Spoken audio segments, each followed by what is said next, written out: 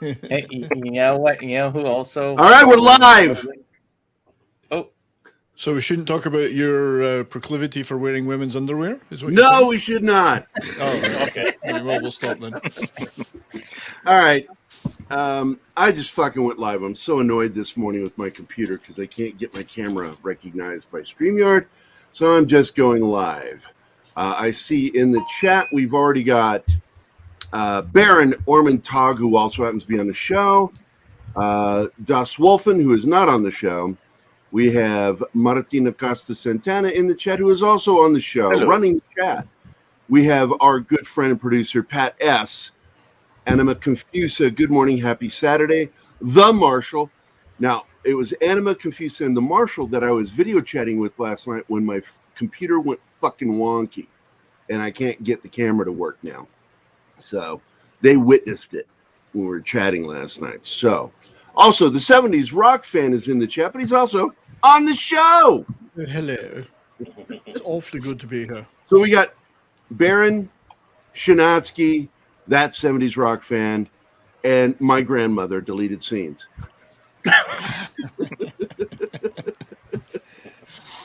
We're only a minute into the show, man.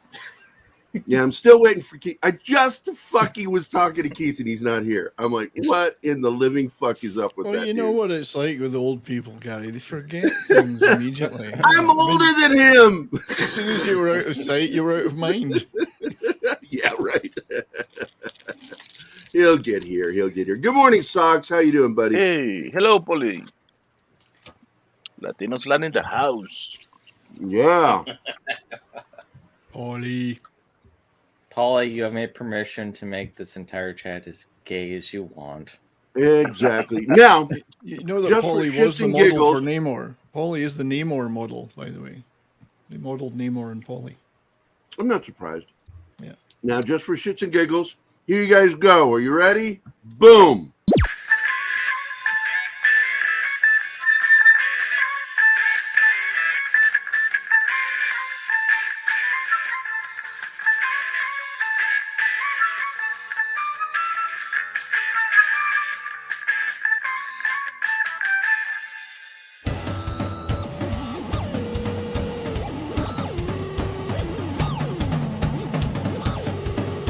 Deep in an underground secret Pacific Island lair, Pop Culture Minefield presents Saturday Morning Funtime.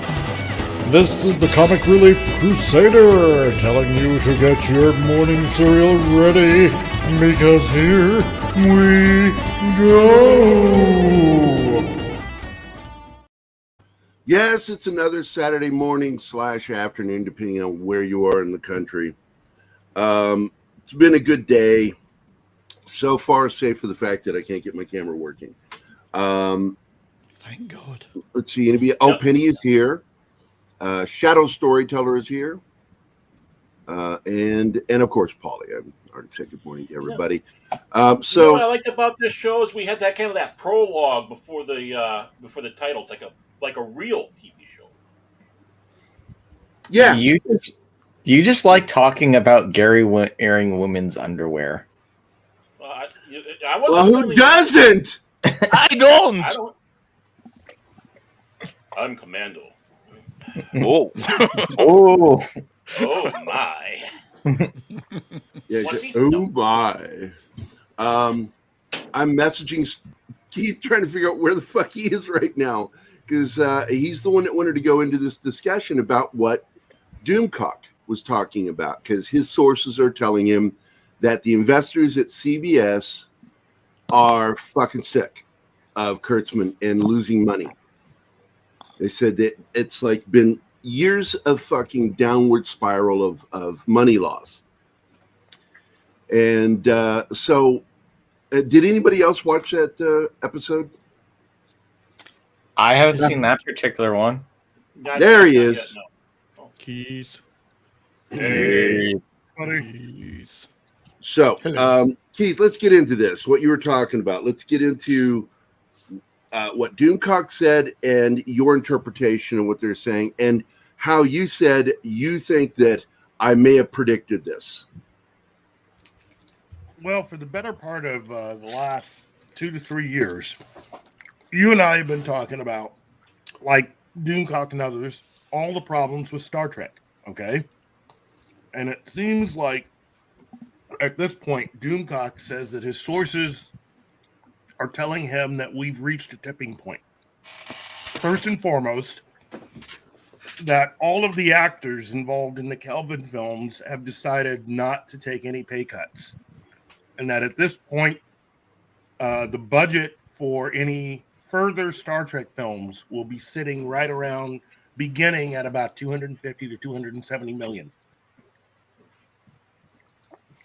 This is now starting to have a cascading effect within both Paramount and even CBS. Okay? Kurtzman is throwing a hissy fit because he can't get them to agree to greenlight his Section 31 and his Tilly spinoff series, where she's at Starfleet Academy. So he's threatening to ruin season 3 of Picard. What a crybaby. So at this point, pretty much everybody has had enough of his bullshit. It seems like it's both CBS and Paramount, to the point where CBS is talking about basically doing a full-scale audit of everything that they've been involved with to actually look at how much money they have been cost since they've gotten in bed with both him and Bad Robot. And by the way, here is the thumbnail over on Doomcock if you want to go look at the video and watch, basically what he said over there. But isn't that an empty threat because he's already trashed Star Trek? So well, that's the point. It's an empty threat because even though they kind of Doomcock alludes to who he's talking about, a certain Asian actress, and I'm assuming he means Michelle Yeoh, has had it with Kurtzman. So if he somehow is able to get Section 31 off the ground, he's not going to have the person for whom he built everything around to be the main character. She's done with him. So, they're basically, as I was telling you this morning, Gary, it looks like between the news, the investor news with Walt Disney Corporation, and then this, that pretty much the Zaslav effect is taking effect. Everybody is starting to wake the F up and seriously are starting to look at how much money they've been making these last few years and noticing that it's not as much as they thought they would. Keith, would you say that they woke up? Shut up, Keith. So that's pretty much the long and veiny of this. The long and veiny of it. But basically, between Bob Chapek showing up at the meeting and basically having a lot of facial hair and scaring a lot of the subordinates and other people who have known him for 30 years and looking, as I told Gary on the phone, looking basically like he just effed the prom queen, her sister, and mom. I don't have to dress up for you, is what he's saying. I don't even have to fucking shave. He's very, very relaxed for a guy seemingly in trouble. It's looking like a lot of the business related people have finally figured out that it's time to get back to making money and making entertainment that people like. So, yes, well, kids. exactly. Now, I want to point out something right now. Parrot Head, your comment. Absolutely, when it deals with other things over on Star Trek that he's created, it is absolute garbage. But Robert Meyer Burnett is telling us that the Kurtzman effect is not on season 3 of Picard right now, as it stands from what he has seen. And that is what he's threatening, is to take what they made and ruin it. Ruin it, Brian. Ruin it. Here's the thing, though. If you ruin something that is already ruined, isn't that possibly making it to a double negative? I just said, did you not hear me? I said Robert Meyer Burnett, somebody we faithfully trust, said that season 3 of Picard is not Kurtzman ruined. Here, let me explain it. Good. Let me explain it. The person who they put in charge to run season 3 came into this asking, hey, what happened? Why don't you have all of the Next Generation cast? Because this person obviously hadn't really been very familiar with what they did during season 1 and was upset by the fact that the show wasn't what a lot of fans of the Next Generation thought it would be. So this person went ahead and fixed season 3. In fact, according to Robert Meyer Burnett, the first 2 episodes are going to basically undo the first 2 seasons of Picard to get it back to where it needed to be. And you can take anything Robert Meyer Burnett writes you in a check form and take that shit to the bank. So basically, this is not a quote-unquote Kurtzman version of Picard. We're getting basically the Picard we should have gotten from the very beginning. And now exactly. he's and now what Doomcock is saying is that his insiders are telling him that Kurtzman is getting pissed at CBS Paramount right now and is making demands that they don't want to give him. And if they don't give him what he wants, he's going to go in and ruin the new season, the apparently fixed season of Picard. And I got to be honest, I know even when he has been put in a separate office with Strange New Worlds, he still managed to get his stink on things. So it's like King Midas in reverse. Everything gold that he touches turns to shit. Well, yeah. And you add this to what's been going on with Warner Brothers and the fact that it looks like JJ Abrams is losing influence quickly over there because because he doesn't have Kurtzman in. That's right.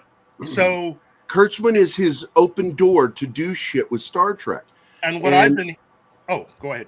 No, I was just going to say, this leads back to the whole thing with the investors. Now we got to redirect this again back to the investors because everybody is getting sick of losing money. And so the threat of an audit is a real tangible fucking threat because Kurtzman believes, he really religiously believes this, that his Star Trek is successful because he's making money. Because you guys understand? In his mind, the way his brain fucking works, because he's mentally handicapped, developmentally disabled, or the technical term, retarded, that he thinks that Star Trek is successful because he's getting his paychecks. And he was awarded big contracts. Yeah. So the audit would be the best fucking thing they can do. Look, I don't want to frighten anybody, but Baron, there's an animal. Oh my God, it's gonna pounce on you, dude. Oh no. It's gonna kill you, dude. It is. Oh my God. We are gonna see Baron Ormantag eaten during the show. Eaten alive on shows is good for ratings. Here's the thing with that, though. Shouldn't it be very obvious the fact that they have to keep going to different people to fund them? Like, no, that should be obvious, but it's not. You see, here's the problem. Left hand doesn't know what the right hand's doing. And as long as they keep lying, publicly lying about the actual viewership that's behind these paywalls, it's easy for Kurtzman to believe the bullshit. You understand that they've created this false sense of reality behind the scenes there. This is the real major problem. And an audit would be the wake-up call that could cost not only Kurtzman, but Orsi, or what's his name? Akiva Goldsman, and other executives their fucking jobs. They would all be fucking fired that have been there all this time. Wouldn't Kurtzman required? Wouldn't Kurtzman making the threat violate some, because you threaten the product of your company. I mean, that should trigger at least some sort of punitive response. Well, I'm certain that he's just saying, I will make changes to this series to fix it in his mind, fix the show so it matches what he's doing. So it's less of a direct threat and more of a promise. So I'm sure, but he's got a contract. I keep reminding everybody that Les Moonves, when he was fired, before he left, the last thing he did was create the Sword in the Stone type situation with Kurtzman, to to where nobody can fucking get him out of that fucking stone. And then Or George off his Cheeks went ahead, and when his contract was up, went ahead and reinvested in Kurtzman, and that was a year ago, 2 years ago. George Cheeks is now the current guy that has taken over Les Moonves' position.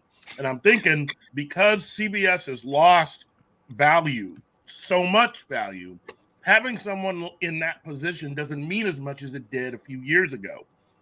And I guess everybody's starting to look at their paychecks and how much money they're making. And a lot of the executives, a lot of the investors are going, this is not working out the way that we thought. And if, as you say, Keith, a lot of investors are looking at that. And if I was one of them, I'd be saying, on what financial basis did you reward this guy with a major new contract? Where's the figures that show his contribution has made us money? Yep. And as R&B says, it's not show friends, it's show business. So I'm pretty sure George Cheeks even looking at this and going, okay, do I put my ass in the sling or his? Yeah, right. And there are lots of financial laws related to company accounts and so on that, despite the lack of despite the lawlessness we seem to live with it these days, those ones seem to get taken pretty seriously. Yeah, So I know. And again, since they started the paywall, starting first with CBS, with their streaming service, they've been lying behind the scenes. They're lying to the public as well, but they've been lying to themselves behind the scenes, and I guarantee you they've been lying to investors because they can't cover that up for long. The thing is, financial gravity is kicking in for these companies. I mean, they lived, bizarrely, given their politics, they lived in a lot of these deals were done and money was spent during a period where the economy was good, not 4 or 5 years ago, and all the ESG money was flowing. Well, and the money printers were going, well, they're not going quite the same way now. So boards are suddenly coming to their senses and shareholders are saying, wait a minute, aren't times hard? How come you're getting all this money? And you have people like David Zaslav basically coming in from the outside, and they're looking at things and they're saying, this is insane. A lot of the stuff that's going on. Again, how could you have looked at even Warner Brothers and have 2 apps that do the exact same thing? They offer all the same entertainment. They have all the same entertainment offerings, except they're called by 2 different names. And thus you have 2 different groups of people that you've hired to run both. That means you're paying double for the exact same thing as a company. Yeah, and that's because companies sometimes, and I've worked in lots of major corporations, power bases are built, and those people defend those power bases, and no one can seem to control those princes of the universe that have created those rules. Well, Zaslav's not going to stand for that. Oh, no. And this is the reason why Gary and I have been on Team Zaslav from the very beginning, because he was talking sense. He's talking about just actually making money, which is really what all of them should be about. I mean, nobody really interested in making money. I mean, if you're an office person, if you're a pencil pusher, you shouldn't be worried about the whole entertainment aspect. You should be more like Alan Horn. As long as the creatives do the job, we then have to hold everything else together and do our job. That's the way it should be. If you're more interested in the creative comings and goings of a bunch of fictional characters, and you're supposed to be in an office, not only are you in the wrong job, you're doing the wrong thing. Yeah. If you really want to write, go and write. Quit your office job and go down there and write. Other than that, keep your eyes faced forward and do your job. And as Zaslav made clear, the way to make money is to make quality entertainment that people want to pay for. Yes. If you're in the entertainment business, not the other way they've been trying to do it, which is we'll make as much shit as we want and spend as much money as we want, and we'll bully you into watching it or buying our product. Or we'll give somebody a contract to make all this stuff, and he doesn't provide anything. Well, and on top of it, they were going in the end, I do want to say this before we go on. Charlton Heston said it best of what Hollywood is like right now. It's a madhouse! A madhouse! Every time you see There you Charlton go. Heston, I hear choirs of angels. I do have one thing to add real quick on it. I'm thinking why this is probably happening because what's happening with the streaming services now? They're adding ad tiers. So I think this might be the start of Paramount looking into introducing an ad tier. And if they're doing that, you have to actually tell the advertisers what's fucking popular. Well, it's not just the ad tiers, though. What we have from everything going on at Warner Brothers and what their investors call was like is that ad tiers is only part of the solution. Warner Brothers is going to go back to basically making money the way they were before they were so focused on streaming. Remember, when you had a film that did not make as much money as you were hoping in the theaters, what are all the other ways that you would make money off of that film? Well, you'd go to VOD, you'd go to cable, and eventually you'd even be able to sell the movie to the fans that wanted to buy it. Because of streaming, all that revenue is gone.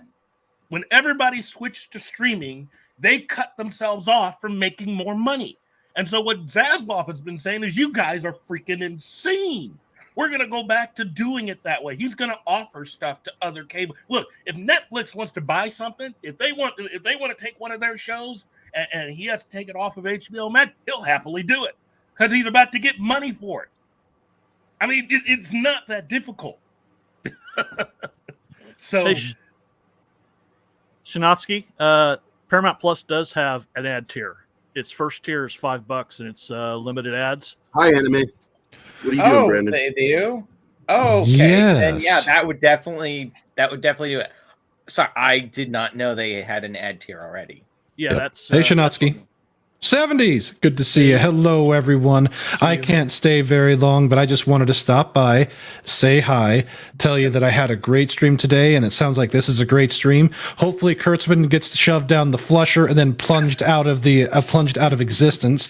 May him and the secret reboot and the dipshits that associate with him, may they forever be purged from our brains. And with that, everybody, you take care, y'all.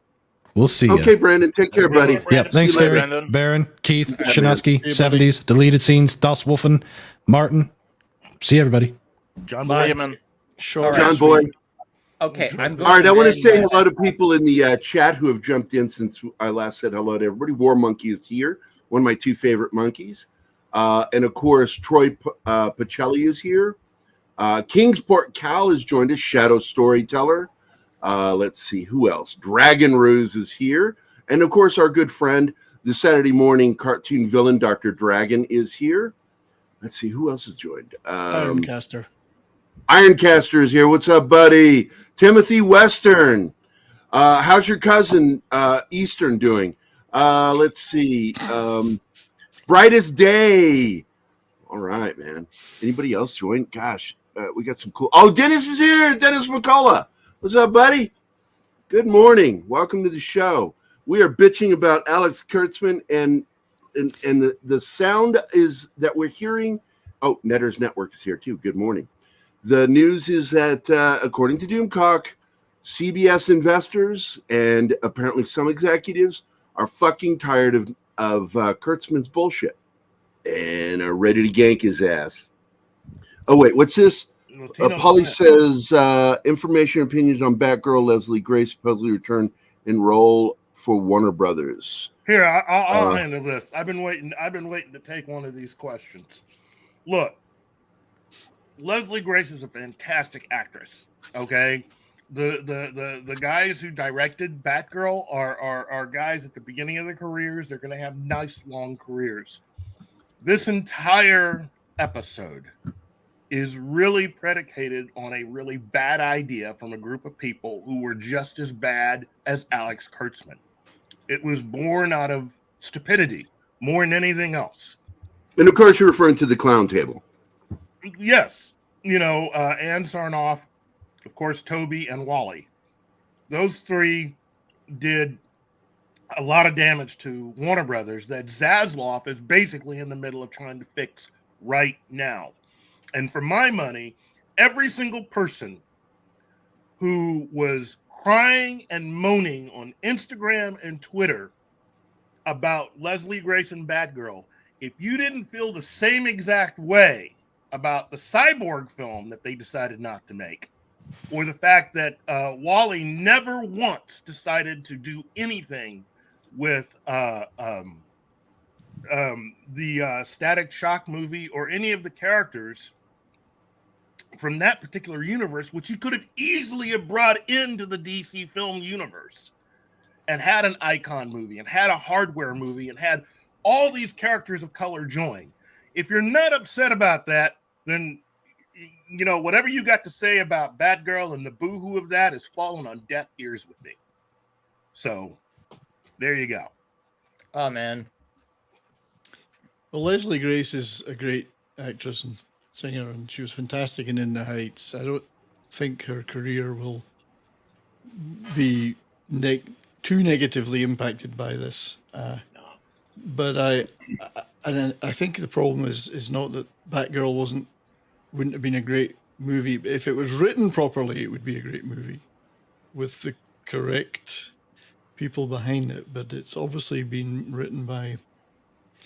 It's subject to this problem we have, where the writing seems to be the problem, and the storyboarding and the message is more important than an exciting action movie. So that's possibly why it's had to be killed. What we have here is a bunch of people that got participation trophies and think they actually won the race. Yeah. Kurtzman on down. And because they're getting their taste of money, just as, you know, I think it was Gary that sat back and said that they're doing good. As it goes, Star Trek is supposed to be the goose that laid not one golden egg, but 2 golden eggs. And the best they're getting is silver out of it, and maybe just gain plain old crap. They should be in a far better place. Same thing with Disney with Star Wars. And when I heard about the stuff that was happening over at Warner Brothers, I think I said this before. It's like I'm waiting for the rest to happen. Everyone's watching what's going on over at Warner Brothers, and now we're starting to see that effect. And I was saying within the 5 years, we're going to have a huge change in the industry, and it's going to happen immediately. We're going to be, you know, waiting, and then it's going to be, and we might be on the cusp of that happening. If all these studios start falling in line, especially with us going into this recession, doesn't matter what anybody says, we are in. People are hurting. People have to figure out where they're going to put their money, especially when it comes to entertainment. We have how many streaming services out there? And if you want to try to get all the streaming services, it's going to cost more than having cable. Then why bother with it? Just because you want to watch one show or one franchise. It's going to start hurting the streaming services. They're going to have to start figuring out. Having commercials is not going to help. That's going to piss off more people than anything else. It's like, I'm paying for the service, now I got to watch commercials. This is going to get cable again. Yeah, exactly. and just like Keith was sitting back saying, where is the return on investment? Yeah, the movie might have not done well in the theater, but you had back in the day, you know, the video stores. Highlander became a big cult hit because of the video stores. Movies such as Transers, which didn't really see much of a, you know, basically your B movies, got a big, huge cult following because of the video stores, or cable. I mean, how many of us watched it on Showtime or Cinemax back in the day, and then we never saw it in the theater, and all of a sudden it exploded. In some ways, same thing with Blade Runner. It really exploded because of all of this. When we don't have that, you're not going to get that traction. You're not going to get people to start experiencing that same thing. That's one of the things I miss about the video stores. Just wander down the aisle and look and saying, "Oh, this looks interesting. Let's go check this out." Yeah. It was a magical time. Yeah, you found out so many things that you would never have known existed, and not everything was great, but you found all those hidden gems, and movies became cults. Another thing that's missing is just the people that worked at the video stores that were very knowledgeable, and you'd ask them, you know, what you recommend, and they would, you know, point you out to stuff. Yeah, going back to Leslie Grace real quick, her sticking around is obviously shows she wasn't the problem with Batgirl. No, she was not. No, no way. She's going to still have a fantastic career. Well, and of course, the article that I shared it with you in the private chat, Keith. New York Post. Yeah, I found it. All right. So that's what Paulie was talking about, if you want to address that, because I told him I'm going to share this with Mikey Sutton and get his pulse, because he is really networked in over there, and see what he has to say. Because I think it's logical for them to do that. If they promise her a future as Batgirl, even though they shelved this show, I think that's a good way of making it up to her. I don't. I'll tell you that right now. I don't. There are other characters that she can play that are far better, bigger, more and more impressive along the lines of what she wants to do. I'm saying that you should allow Batman as an IP to be built up again. She's not willing to wait. She wants to play this character now because you have a bunch of people that tried to do it now. There's no reason to try to push everything forward because you've already got somebody cast. I say offer her another part. Offer her something actually tangible that she could play. Why not create a property specially for her, an original IP? Why not? Yeah. Well, there's even room with Green Lantern. I said it before. She could easily play Jessica Cruz. Easily. Because the Green Lantern Corps is coming. And while over the last few years, you've had people like Berlanti and others that have tried to reduce the Green Lantern Corps down to John Stewart, there are so many characters. And Leslie Grace would be perfect to play Jessica Cruz. This is part of the madness of when you don't understand what you have. These people do not read the comics. They don't understand the characters. And so they have no idea what characters are available and the proper actors to put them with. Leslie Grace probably doesn't and has never read any of these comics. So she only knows what she's being told. It's kind of like what happened with, what's her name, when she made Catwoman. Halle Berry? Yeah, when Halle Berry made Catwoman, she had no idea what that was. I mean, there was the Batman television. She had no idea. Okay? I don't think it's a necessity that they do, but you would think they would do some of their own independent research if they're being cast in such an important role. Only some people do that. And it depends on who your agents are. It depends on the deal that you have set up. Again, let me just state this. Leslie Grace is an incredible actress. I want to see her do so much. But you know what? I think she could really kick as Jessica Cruz. Seriously, that's not some hand-me-down part. That's not like, this is just some little No, if you know what you're talking about and you know who these characters are, that's a big part and a massive step up from the way that probably that role of Batgirl was going to be written. That's all I've said. To expand upon your point with it, if she's going to be something completely different, maybe they should just make up original characters, because you know what? When they're adapting comics to the thing and they make up additional characters, that's where we get X-23. That's where we get Harley Quinn. You could make an original character, no expectations, no complaints about race swap or anything, because they're completely original character. You still keep everything from the comics, keep that. But if you're going to, make things more theirs, just make up some new characters that fill some more roles. That's because that's what comics have done. We want a speedster. Well, there's the Flash. Okay, Quicksilver. Yeah, well, if I recall, before we continue, I would like to acknowledge the great Mexican Iron Man who has generously give us a super chat, and it's always holy shit.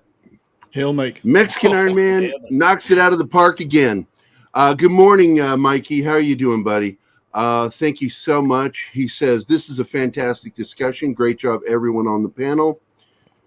I'm the only reason why it's not a full $20. He figures I'm on here, so he deducted 1 cent. And for that, I'm going to play 3 separate videos. First for you, Mikey. This is a question to you, Mikey. An absolute question. Before we begin, would you like to touch my monkey? 2, Pirates as an ARG? I had to add that because we lost her yesterday. And it was Pirates as an ARG? so adorable in that movie. And then, of course, from the audiences around the world to the studios and networks. What we've got here is failure to communicate. There you go. So thank you, Mikey. Wow, $20, man. Well, $19.99. What a bargain. Gary, are you going to help take down Al Qaeda? No,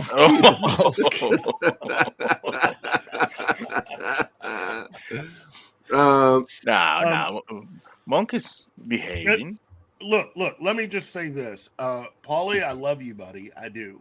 And it's not that you and I are arguing. It's just that I feel very passionately that in some ways, when you take someone who isn't very knowledgeable about something, I think Jessica Cruz is being taken advantage of, in my opinion.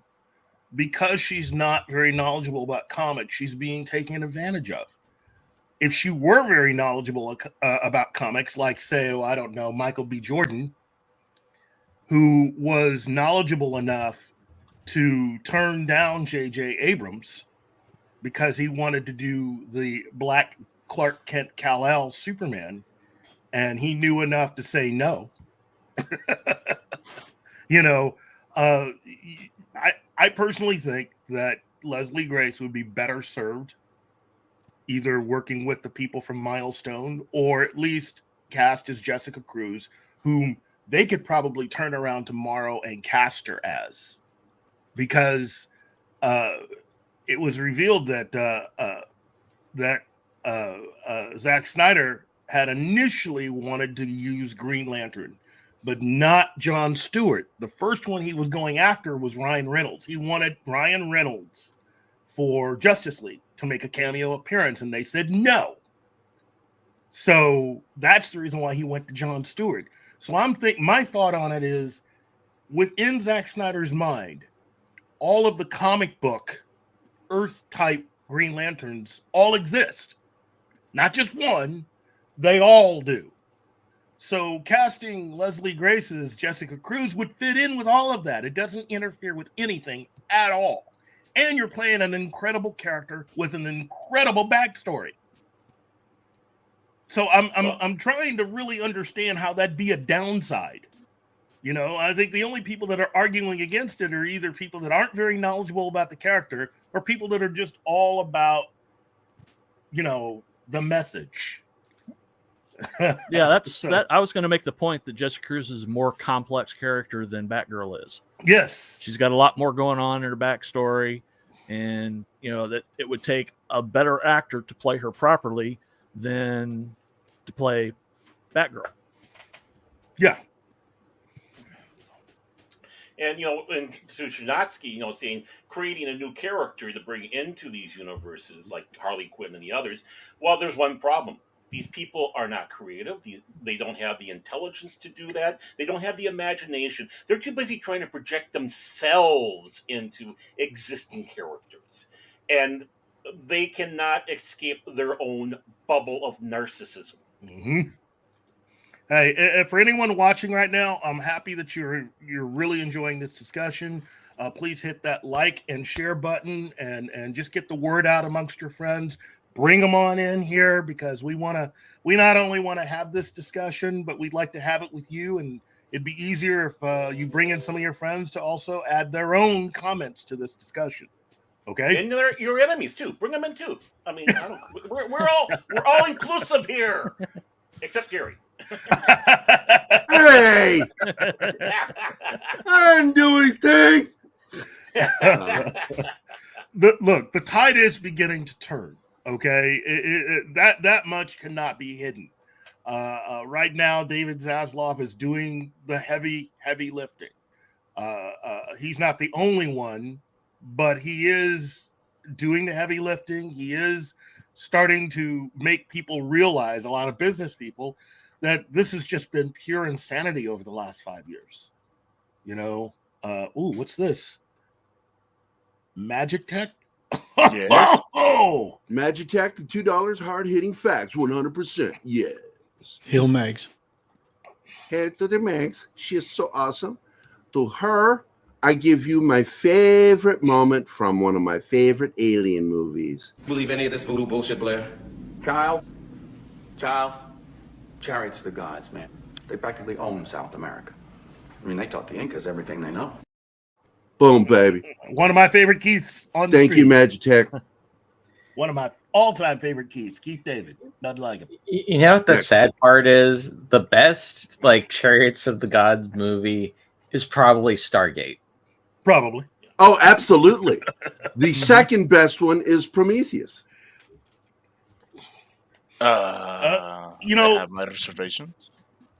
I'm not saying it's a good film. I'm saying it's about that. Okay. I find myself really just sitting back wondering exactly how we're going to see CBS and Paramount really try to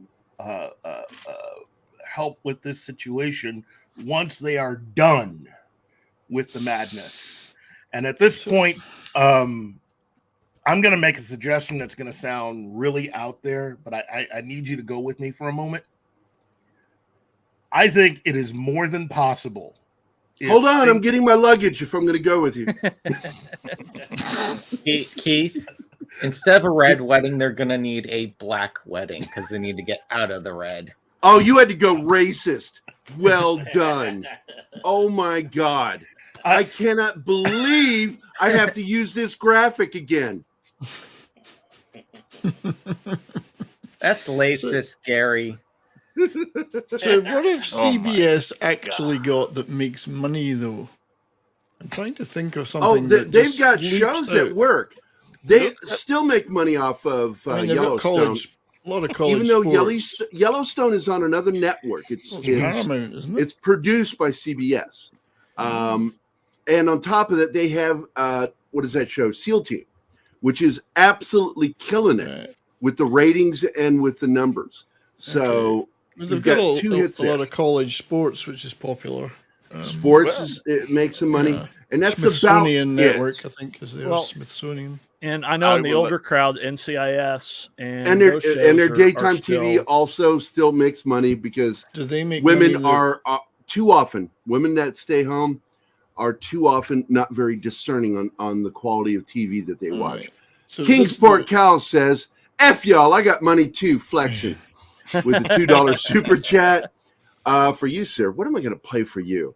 Oh, yes. Here we go. You pompous, stuck-up, snot-nosed, English, giant, twerp, scumbag, fuckface, dickhead, asshole. That sounds like Kingsport Cal pretty much every episode talking to me. So are we talking CBS broadcast here, though, or streaming? I mean, I don't know. They're all sort of the same animal. They're closely related, but they do answer to different people. Keith, you want to break that down? Oh, basically, George Cheeks runs the network. He runs. Yes, his name is Cheeks. It's not a joke. Well, I'll clap for that then. I don't have the information as to who's running Paramount, but I know it's a different group. But both sides are beginning to understand that they might have been taken advantage of a little bit. Because when you start looking at the amount of money, and again, this has to do with merchandising. When you start looking at the amount of money that you're getting from merchandising, it kind of reminds me of what Fox figured out about all the X-Men films they were making, that as they were making more and more films, their profits were going down for every film that they were releasing. So X-Men was coming to an end one way or another. You know, whether it was going to be a bad movie or not, the amount of money that your shareholders were making off those movies was going down. Because they turned into a commodity as opposed to an event. Yeah. Mm-hmm. What I was going to say is, unless something changes for Warner Brothers right now, and they contact this particular individual, I would say that the best person to start a new Star Trek with, who who in their pitch had suggested starting a whole new Star Trek universe and doing things all over again, is J. Michael Straczynski. I knew him, and also you got to bring in Orsi, because Orsi is what they were supposed to be doing. Was his version of Discovery. By the way, Shanatsky shared this with me in a private chat. I want to put it up on the screen. The most watched networks of 2021 by voter total viewers. So there you go. CBS is up there, number one. Yeah, they still own terrestrial, which is actually good for them because streaming isn't the promised land they thought it was. No, and they're getting big advertising revenue then from the terrestrial. Yeah. So I would like to see Brian Fuller be brought back in, because he was the one that actually came up with. Oh, what's Paulie saying? He wants you, Keith. He wants both of us. Oh, I would. It would be an honor to do a video. With Absolutely, Paulie. Anytime we get to spend with you. Yeah, I'm free too, Paulie. Because we love you, Paulie. You know we love you. You are the man, Paulie. Seriously, you are. This paneling totality pouring out for Paulie. Romy, look, watch out. I'm not officially saying anything, but hey, man, I'm gay for Paulie. He's pretty hunky. And that hat, he looks great in hats. I'm so happy right now that you can say I'm very gay. But seriously, there's a lot of talented people out there that could be brought in to help right the ship. Even RMB. I think if CBS were to ask Robert Meyer Burnett, he'd consider it. He'd probably do it. But there's a lot of we would fucking do it. Are you kidding me? I know. By the way, Paulie says, "All you gay." Here's how you get people to watch and starting. Besides just resetting it, first episode, you have an older Kirk go back in time for some reason because he has to prevent some major disaster to plant the seeds to save the future. You bring William Shatner in, and you do the same thing they did with that first one, except instead of Spock, it's Kirk. Yeah, you see, the problem with that is the time travel thing's been used a few times now. I'm getting confused which Star Trek universe we're in. I mean, it's an idea. It's absolutely. It is an idea. I look, any new idea that gets us out of what we've gotten over the last few years is a good thing. How do we get rid of the crap so that it's completely shunting it off into its own universe and has nothing to do with Prime? Oh, that'll be easy. Proper Star Trek. That part will be easy because it is so distinctive. While it's safe to say that they weren't exactly telling the truth, because what they were saying doesn't match what they were presenting. This whole thing about this is supposed to be part of the original official timeline. Well, that story only appeared as part of the press release in the weeks leading up to the premiere of the show. That was not the original idea with Discovery and that entire universe. Brian Fuller, who actually created Discovery and the pilot and put together the original writer's room, had different ideas for what Discovery was, and was a Star Trek writer. I think he got his start with Next Gen, which got Voyager. Voyager. He got to start. Okay, he got to start with Voyager, which got him his card, which got him into the Union. All of his stuff was pretty much rewritten or used in a way much different than what he originally had. What you saw with Star Trek Voyager is how to destroy someone else's love of Star Trek instantly. And for Brian Fuller, because he was working for CBS at the time, probably had to sign a lot of contracts not to basically say anything. So he had to sit there and take it.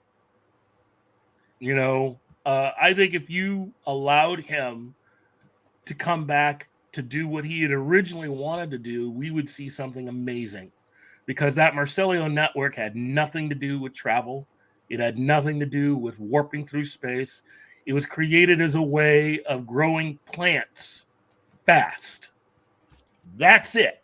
That shows you the difference between real Star Trek fans and people who are trying to take your money. Kurtzman. When you can take something like that and go, it's a form of travel. You know, this was covered in Midnight's Edge. All of their reports about Star Trek Discovery and everything was covered in all of that. You know, the lawsuits, the accusations of idea theft. Look, I'm not saying any television show is perfect, but I have never seen one series get accused of so much in such a short amount of time. You know, Kurtzman Trek has to go. And it's not going to be that hard to shove it in its own little box and push it off to the side into the ocean. Yeah, Monkey Jeebus had a good idea there about Q and Shatner, or Q and Kirk. But maybe Q could wake up one morning, go through to the shower and find Shatner's in there, and it was all just a dream. Actually, Keith, I do have a very important question in relation to that. What did Brian Fuller do to Kurtzman to make him hate him so? Because not only does he take Discovery, but Fuller makes fucking Hannibal, and then what does Kurtzman do? Fucking Clarice. That's which right. Is another thing. Like, did he beat him up in high school or something? And that's what I've been saying since the beginning. It's like, what did exactly this guy do to you for you to come back? Fuller revealed to Kurtzman that he could write in cursive, which Kurtzman can't do. And that was it. He just said no. And he started to make fun of it and called, instead of Kurtzman, was cursive men. Cursive. I actually wouldn't mind. I'm sort of want to distract us. We go back to the very beginning of this discussion when we mentioned the salaries. The guys that don't want to take the salary cut. Yeah, the actors. Star Trek 4. Yeah, I agree with them entirely. Yeah. Absolutely, they shouldn't, just to help out Abrams in a bind. But also, they're saying that $250 million isn't enough to make these movies. They can't make a decent Star Trek movie for $250 million. They need more. That's ridiculous. Well, I think they're adding in their big problem. They're adding in their salary. See, they have to renegotiate everything. Remember, after the final film came out, they have 3 films. Unless you made a side deal, you then have to renegotiate with everybody. Now, originally, they were only going to renegotiate with what's his name, who plays Kirk, Chris Pine, and then whoever else they brought in. But because they allowed everything to lapse, you got to start all over again with everybody, and they're not gonna take pay cuts. But even with the salaries they're looking for, I don't see how you couldn't still make a spectacular-looking, good Star Trek movie for $250 million. Because they're dealing with Abrams. Look, when Abrams took over, he tried the same trick that he did with Star Wars, that he actually ended up doing partially with Warner Brothers, is, I want you guys at CBS to go ahead and stop selling all of the classic Star Trek merchandise. I only want you to sell the merchandise tied into what I'm doing. Well, that's ballsy right there. It's called, I want that money. Yeah. It's mine. But that's the play, thing. Cotton, a bold play. It's like what Neo said in The Matrix when he was talking in the room. It's like, first, I'm going to give you the finger, and then I'm going to ask my phone call. Look, I can't see Abrams doing any better than what he has. In fact, the world's also closing in on him, too, because Warner Brothers is getting hip to the fact that he's not presented anything to them at all. And that contract he has wasn't to pay him. It was about what he turned in to them. So that $500 million contract means nothing. And that's the reason why you're starting to hear him talked about with Star Trek again, because he's basically running out of places to go. So, well, the JJ Abrams playbook was get into a series, do the most safe, basic sequel possible, and then jump shit before everything goes to hell. Yeah, before what I've done catches up to me. When it comes around to having pay cuts, I mean, take a look at the difference between Star Trek: The Motion Picture and Star Trek II. There was a huge pay cut on the budget for making the film. What film stands out as being superior and better looking? Star Trek II.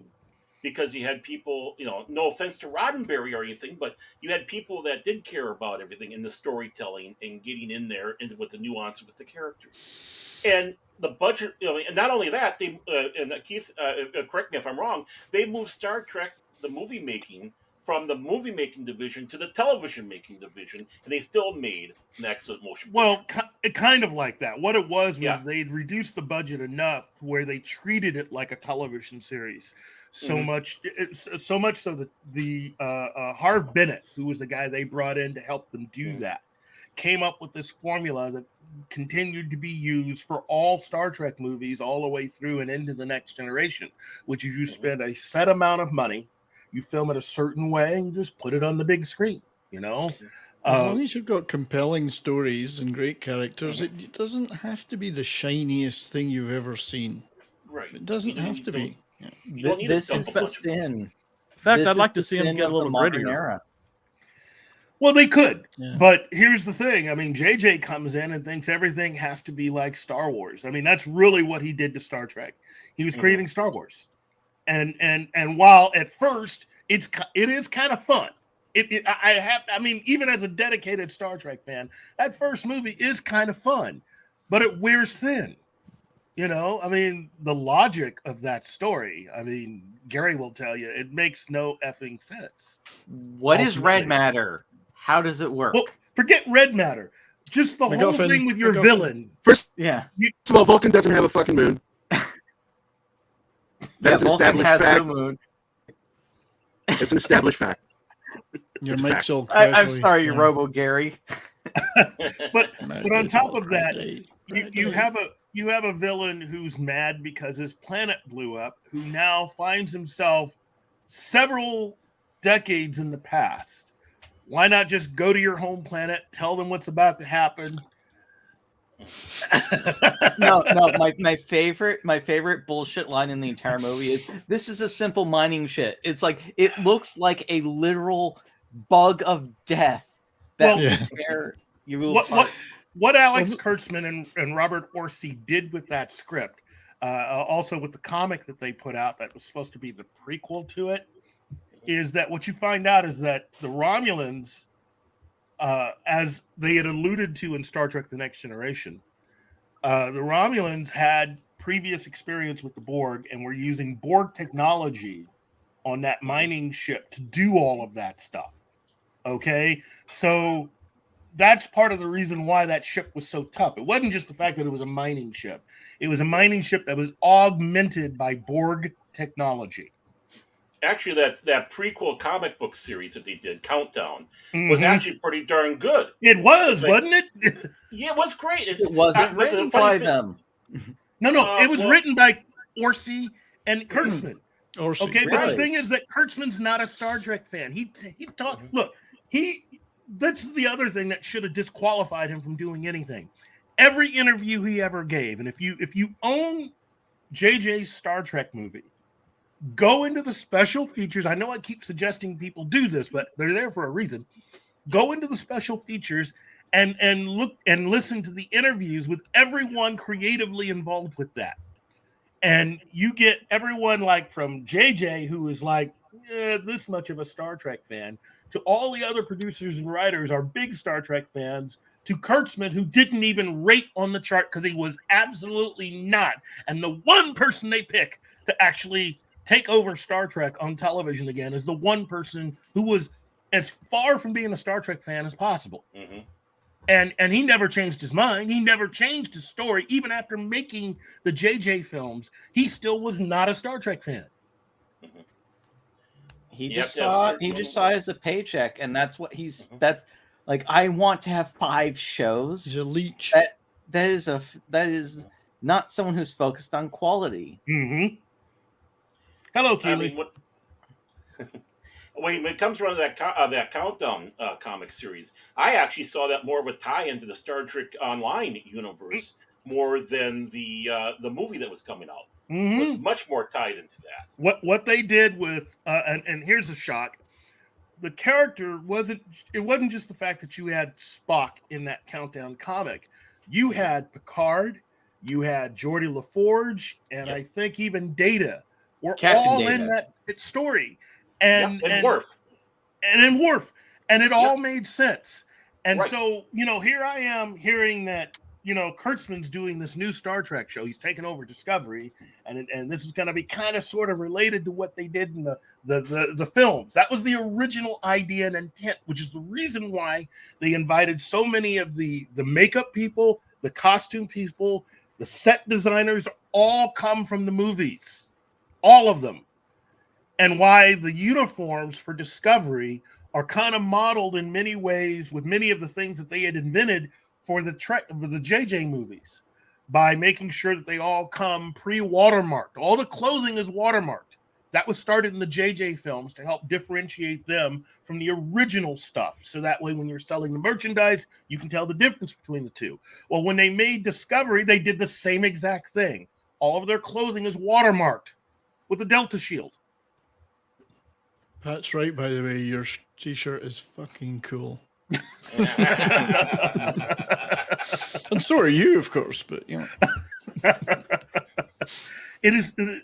there are stories that they've told. They've told so many different stories, and they've gone backwards. I mean, they're confusing themselves now. Those of us that have been trying to alert them to the fact that, their story is starting to fail. All these different, I mean, when you're telling the truth, you don't have to really worry about what you've said before. By the way, with that, I think the original co-writer basically wrote a get out of jail free card that because they're not creative, they don't see. That the point in time that fucking shit comes out. All that they need to do to fix the timeline, someone else come back, blow the hell out of Nero before it comes on. What the fuck was that? Jump to the future, everything's fine.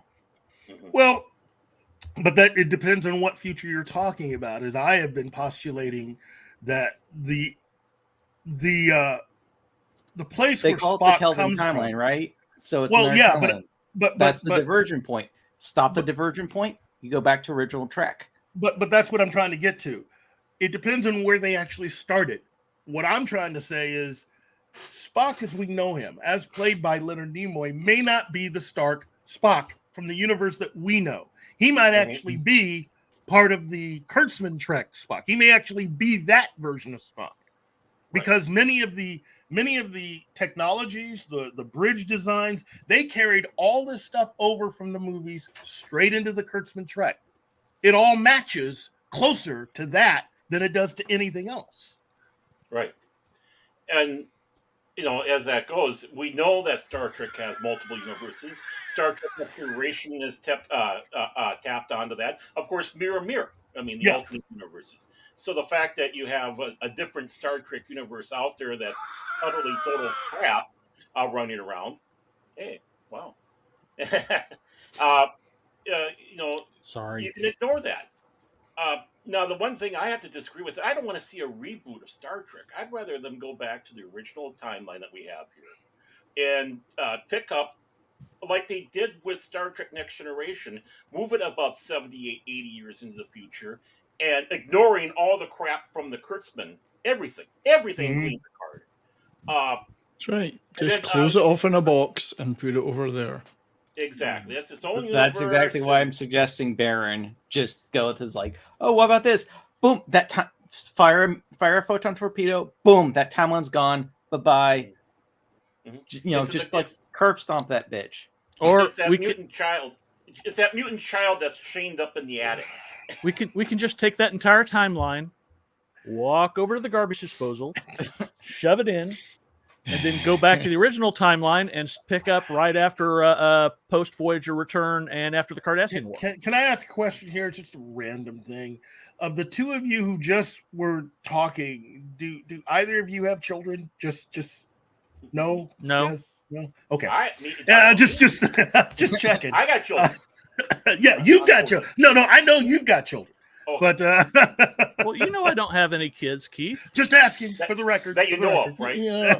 He's just shooting blanks. But when we talk He's about confessing why he no longer has children.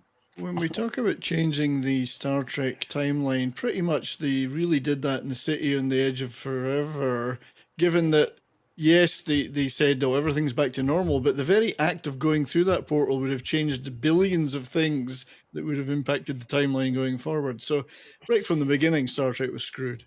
Oh, well, even Kurtzman's version of that was screwy. Look, I just think that they just need to come up with something, and whether it's to begin maybe a few years after Nemesis. Oh, one final thing. I'm sorry. I just remember there's one final thing from the Doomcock report that they were able to talk about.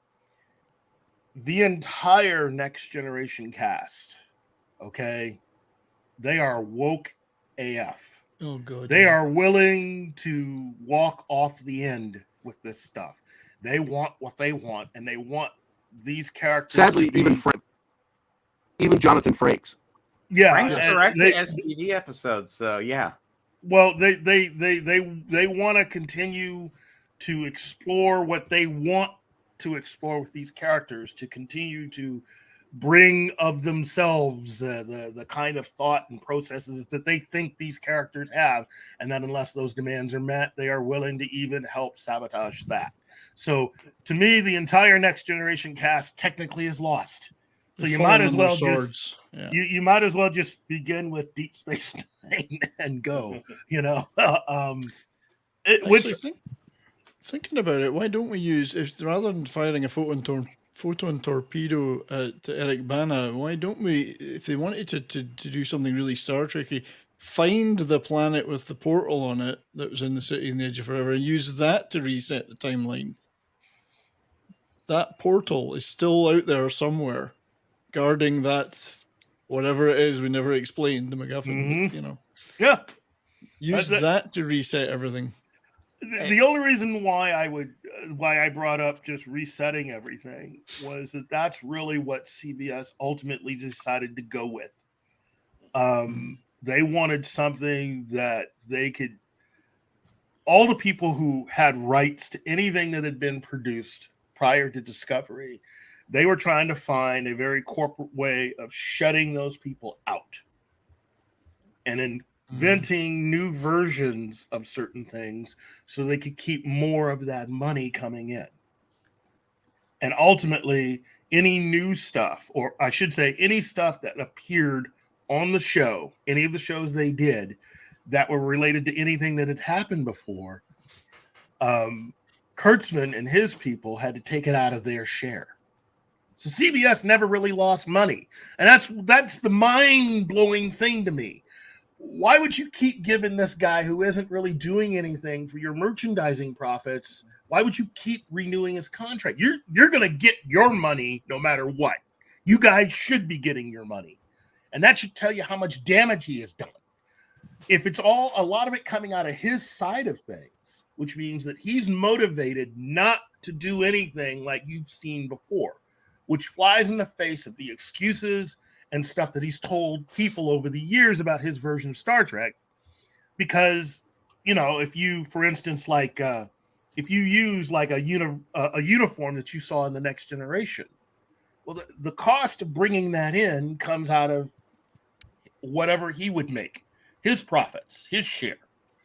So invent new stuff, alter different things, alter the badges, alter the phasers, alter it so that it'd make it easier to sell the toys and merchandising. The thing is, nobody wanted any of that stuff. Every time they came out with anything related to Kurtzman Trek, nobody wanted to buy it. So ultimately, it not only affected his ability to make money, it affected CBS's ability because now they're not making any money. And overall, everything starts to go down. And so, when it comes around to it, I thought the phaser design they had for Discovery was a nice phaser design. It was kind of a mesh between the original pilots and the TV series. I would have been tempted to pick it up, except for one thing: it's Kurtzman crap.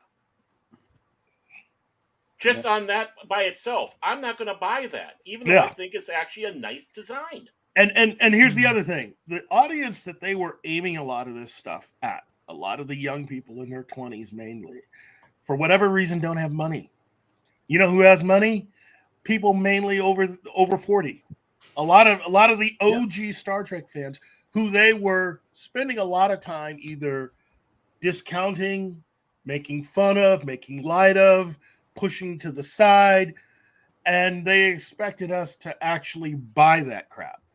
Oh, and let's not forget all the horrible names. Yes. All the horrible names. We hate you. Now spend your money.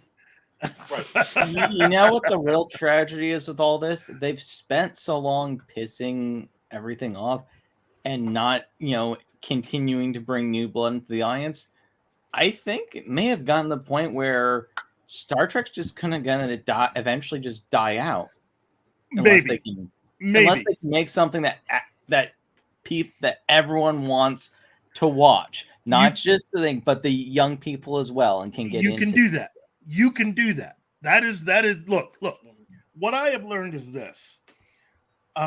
I went out to dinner with my family about 2 years ago, and there was a young man there that had started the conversation with me, and it turns out he was the manager for the restaurant.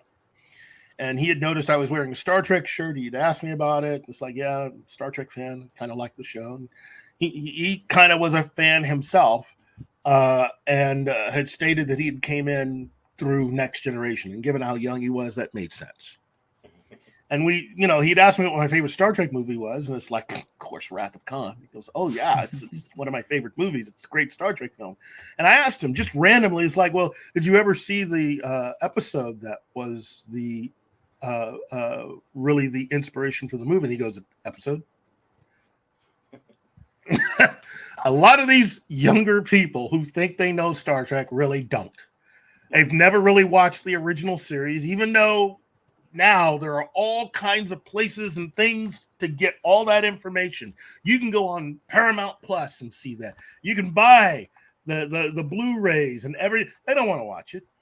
But there's a lot of story that been unveiled. It's all on Netflix in Canada, the original series. And there's so much to see, so much to do, that in bringing it back, what you need is someone, ironically, like with a lot of the comic book stuff that I was talking about earlier, you need someone that actually knows Star Trek. And you can present certain things. You can revisit certain things to help expand the universe, which is really what my whole thing was for years. I don't care what new type of Star Trek you do. Let's expand the universe and stop going backwards. Loved Enterprise, their cast and everything else, but it was a big mistake to go backwards on that show. They should have gone forward. Okay. I know that's kind of controversial for some people, but that's how I feel. It would have been it would have been better to see that cast in the same universe as the Next Generation, Deep Space Nine, and Voyager cast, because it was a good cast. I just think that you run into way too many problems the further back you go. And some of those problems reared its ugly head. And it was because Rick Berman and Rick Berman's Mini-Me that opened the door to what Kurtzman brought in. It made it okay to contradict stuff that you had done before. And to me, that was the problem, was unfortunately Enterprise. And guess what? What's the only Star Trek series that has never been altered by anything that has happened since even the beginning of even JJ Trek? It was Enterprise. Yep. It's completely unaffected. Everything you watched on Enterprise still plays, whether you're talking the Kelvin timeline or even the current Kurtzman timeline. That is unchanged.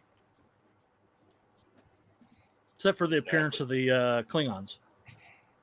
Well, we're not going to talk about that because we have no real reason that would make any sense. And, we want to just try to, wait it out and hopefully you forget. The only way it would work out, and I have no problem with seeing different and exotic looking Klingons, is if they were Klingons under the Klingon Empire banner. Now, we have ourselves a huge empire here with Klingons, but yet we've only seen, well, one type or two types if you want to take a look at the motion picture version of Klingons. But I know the comic books explained it by saying that there's two different races. Well, if we have an empire, there's got to be a bunch of other Klingons. It's easy to sit back and do that. Say, oh yeah, they're Klingons that are from here. They're Klingons, but we're the Imperial Klingons. The ones with the ridges. Yeah, but, I thought it was. That's part of. I thought it was a virus that did that. Well, and that's what they officially did. Yeah, it's what they did on Enterprise, but in actuality, what they had come up with was having different races of Klingons, and they kind of made it seem like that's kind of what they were trying to support, even on Kurtzman track. And then, like a lot of things, they sort of just dumped it. They did away with it because it wasn't making them any money quickly. Idiots. I'm sorry. excuse my French. But Les idiots. Les idiots. I just while we have a break in the conversation, gentlemen, I just want to say hello to a few of the people we have in chat. We have King's Portical with us, Shadow Storyteller, Monkey Jeebus, of course. We have deleted scenes in the chat. Hello. Hey, deleted scenes. He's we great. have, That guy's Lord brilliant. Toth, Really like him. Megatech Mags. I saw Lindsay the Cynical Geek earlier. We have Timothy Western, who I think came over from Brandon's chat earlier. Let me see. Of course, we have Zax with us. Let's see who else. Who let him in? Rough Girl. Rough Girl's Rough listening. Girl was with us. Hey, Rough Girl. Socks Bulletins. Wait, just for Tim's a moment. talk. Wait. I want to take one of this again. Hold on. Tree Rock Creations. Robert Meyer Burnett talked about a script called, I think, Star Trek: The Beginning that had been written a few years ago. He kept basically really just pushing that. I've read some of the descriptions. That would be a nice way to restart Star Trek because it's all leading into the Earth Romulan War. Okay, so just after First Contact, but just before the Earth Romulan War, and it was kind of like Top Gun, but set within the Star Trek universe. That would be fantastic, and I think a lot of us would really like to get into that. I didn't mean to interrupt you. So that was an Eric Jenderson script, if I recall correctly, one of the writers on Band of Brothers. So, yeah, that would have been a good movie. They could still do it. I mean, they own the contract. I mean, they own the script. Paramount owns it. They could do it. They could put that into production, and according to RMB, it wouldn't even cost that much to actually make it. So, and it was conceived as a trilogy. Even though it's going back into the past?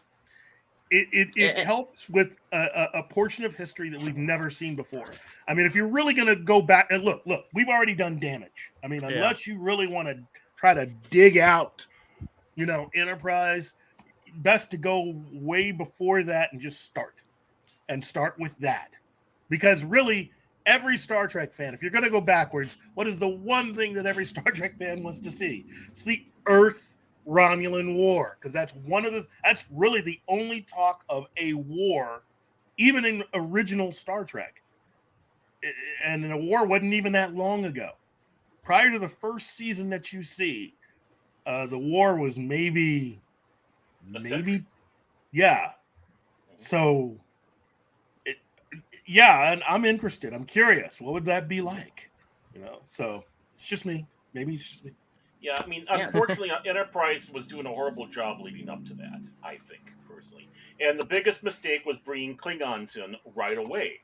They should never have done that. It was kind of established in the lore that they came in much later with a disastrous encounter. So, again, they're trying to do, member-berry fan service in the wrong direction. And it should have been leading up to the Romulan War. And it'd been interesting to see how they would have worked it around that they'd never see what a Romulan looks like. Yep. So we can say now. Oh, and did we say hi to Mr. Tickle Trunk? I don't think so, but hi, Mr. Tickle Trunk. Wow. And Penny J. Hello, Penny J. Hi, Penny. Dennis McCullough, $2. Whoa. Magic Mags is having a birthday. Happy birthday. You know what? Thank you, Dennis, and thank you for your $2. Gary, I think we should do something special for Dennis, but also something special for a certain birthday.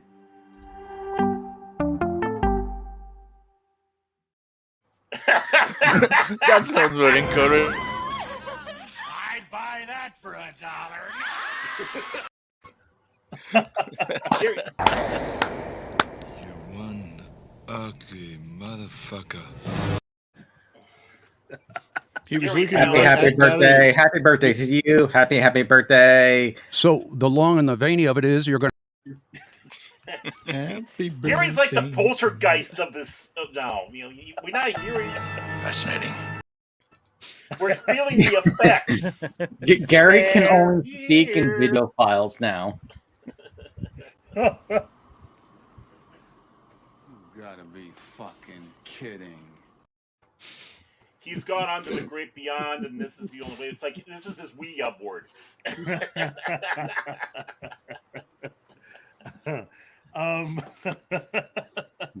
In order to motivate Arnie in that scene there, they showed him a picture of Gary when he wearing the women's underwear. Ugly Yep. Dylan! You son of a bitch. Nobody swaggers like Carl Weathers. Hey, Gary, you know what? Girl I know, she's interested in getting a different top. Do you have any suggestions? Maybe bra types. Just curious. Oh, yeah. You're talking to me all wrong. It's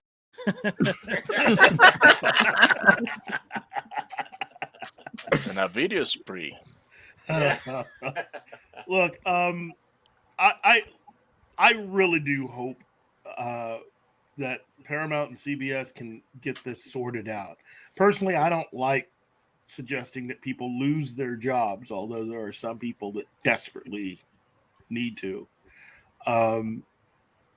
I as a Star Trek fan, have always tried to be positive and forward-looking, and I have found Kurtzman Trek not to be any of that. Now, I know that there are those who got something out of it, and all I can say is The Expanse was a much better version of the stuff that Kurtzman tried to push. It's a way better series. All I gotta say is, what's wrong with you? What is wrong with you? You're severely deranged. You're disturbed if you got anything out of this. What's wrong with you? Keith, you are a far kinder human being than me. Because my thought of what should happen to these people is, well, Nancy fucking Kerrigan. That's what should happen. Hey, I would like to acknowledge the presence of our good friend Tom from Midnight Edge After Dark. Hey, Tom. You know what, Tom? If you can, man, please come in and join us, because I have kind of quoted you and Andre in your research, and I think you can probably best sum up. I mean, it's rather than have me do it, you can best sum up what has been done. Go ahead and send him a link if you can, Martin. I think what I'd like to see happen to Kurtzman is what happened to Malcolm McDowell in Clockwork Orange. I'd like to see him in the chair with his eyes open and forced to watch his own shows again and again and again. Well, when I talked about taking Kurtzman Trek and putting it in the garbage disposal, I included him with that.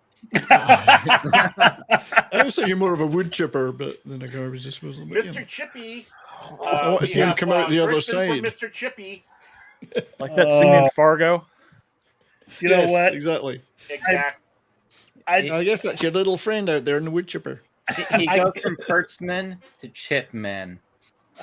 Again, I don't really want to. I'd rather not kill him, because, as the Riddler said in one of the Batman films, if you kill him, you don't learn nothing. That's right, and let's hope one day he does learn. He's going to fall. Guys like him will fall on their feet. He'll find something, whatever it is. There's other people maybe at a lower level that might unfairly lose their jobs, and that's more of a concern. But he'll fall on his feet. Well, there are those that ended up losing their jobs. Remember when Brian Fuller put together all of the stuff that he did, Kurtzman came in and got rid of a lot of those people, but not all of them. He kept a lot of these people and put them through the ringer. I mean, he's not a very stable guy from what I've heard. And in recent years, he's even got less stable. This is definitely not. Look, he's made so much money. If he were to just go away, I wouldn't feel bad for the guy. He can go and travel and do whatever he wants. He can buy himself an island in the Caribbean or something. He did exactly. He basically his career is very parasitical. He's made his money. He sucked enough companies dry. I think it's time for you to just say goodbye.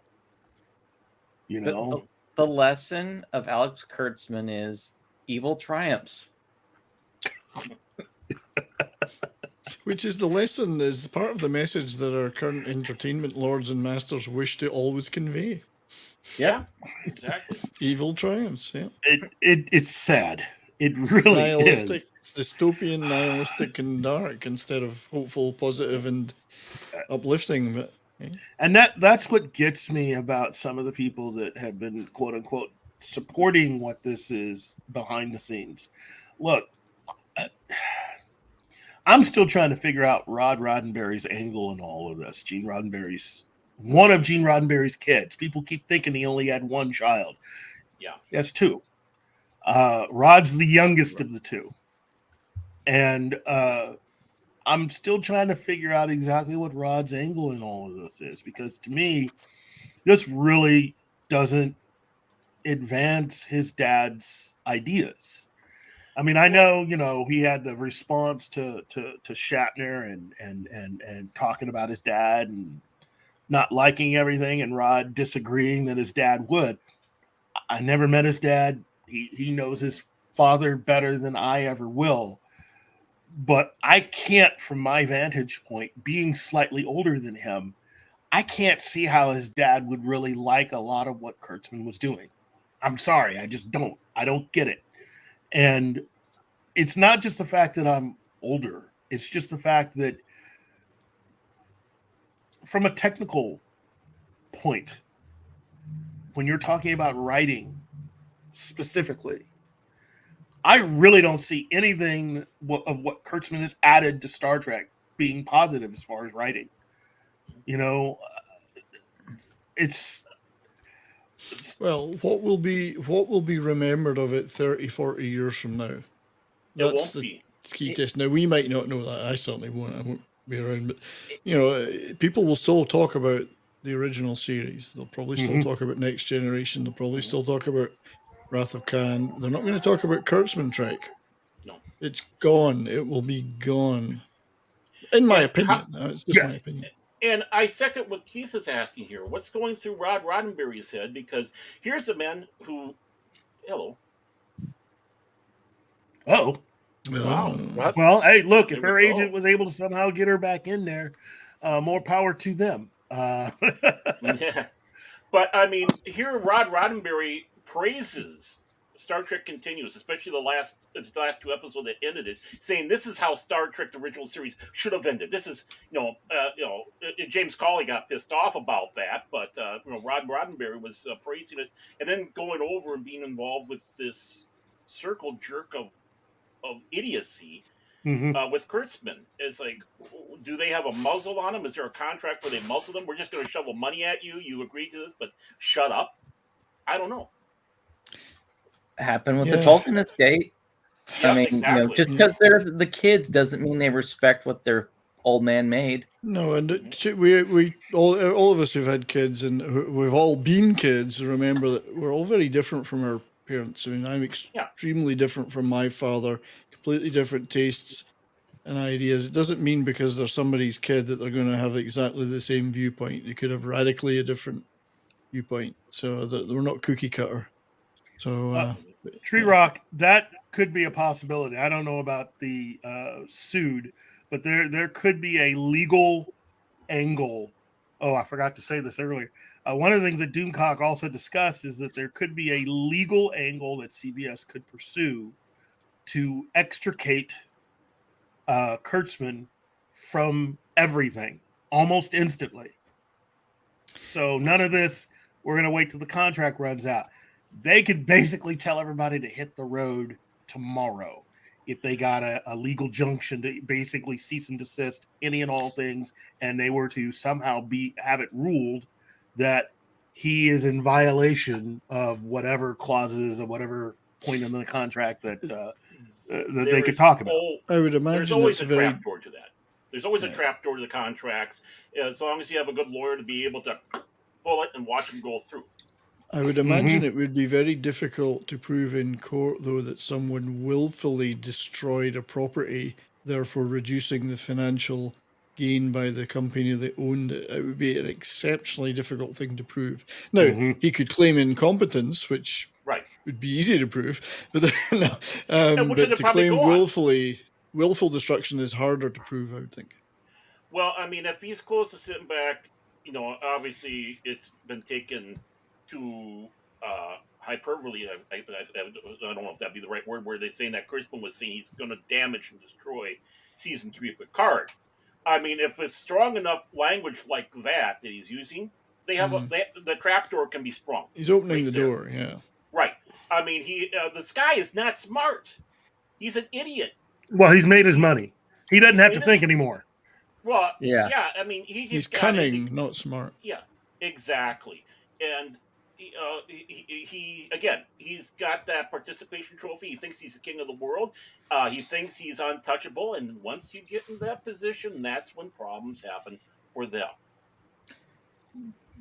On your point, though, yes, normally, if you didn't have all the Hollywood yes men and everything else basically propping you up and preventing people from failing, this is what's caused Hollywood to go to shit in the first place, is that no one's allowed to fail because no one in our little in-group of, JJ Abrams sycophants and, and even the Spielberg circles, that's where JJ comes from.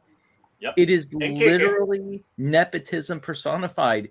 They've been trying for, I think, 2 decades now to make JJ Abrams out to be Steven Spielberg too, and he's not.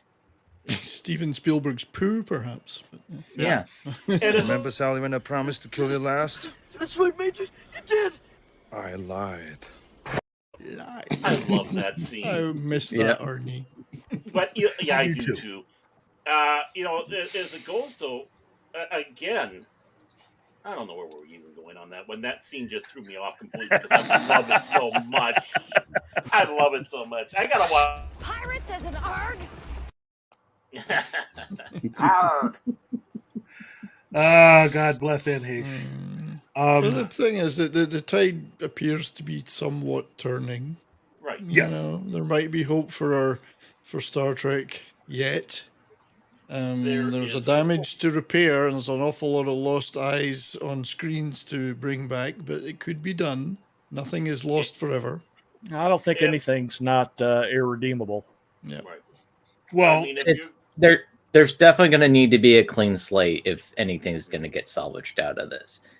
And I think that when JJ has his fall, which looks like it's starting, when he's finally removed and is basically, that whatever article comes out in Variety, and then the entire town just drops him like a bad habit, Kurtzman's going to be like the next peg to fall, maybe a week or 2 later. Well, I'd say he'll fall before. If look, CBS has been put through the ringer these last 2 to 3 years. When you lose almost, I think, half the value of your stock, I mean, correct me if I'm wrong, but if you're not the one running the company, and you could figure out a way of understanding that maybe 1 or 2 people had something to do with losing half the value of the stock, that person's gone. I mean, for any company that you'd be a part of, normally you're gone, So I mean, it used to be in the days that the producers had to they had an interest in this, because if their product didn't sell, the program or whatever, they'd be canned.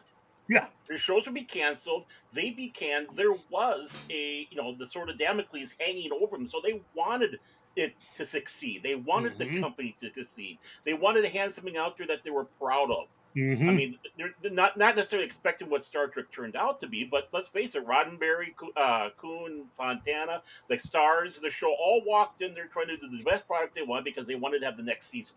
Yes. They wanted to have that paycheck.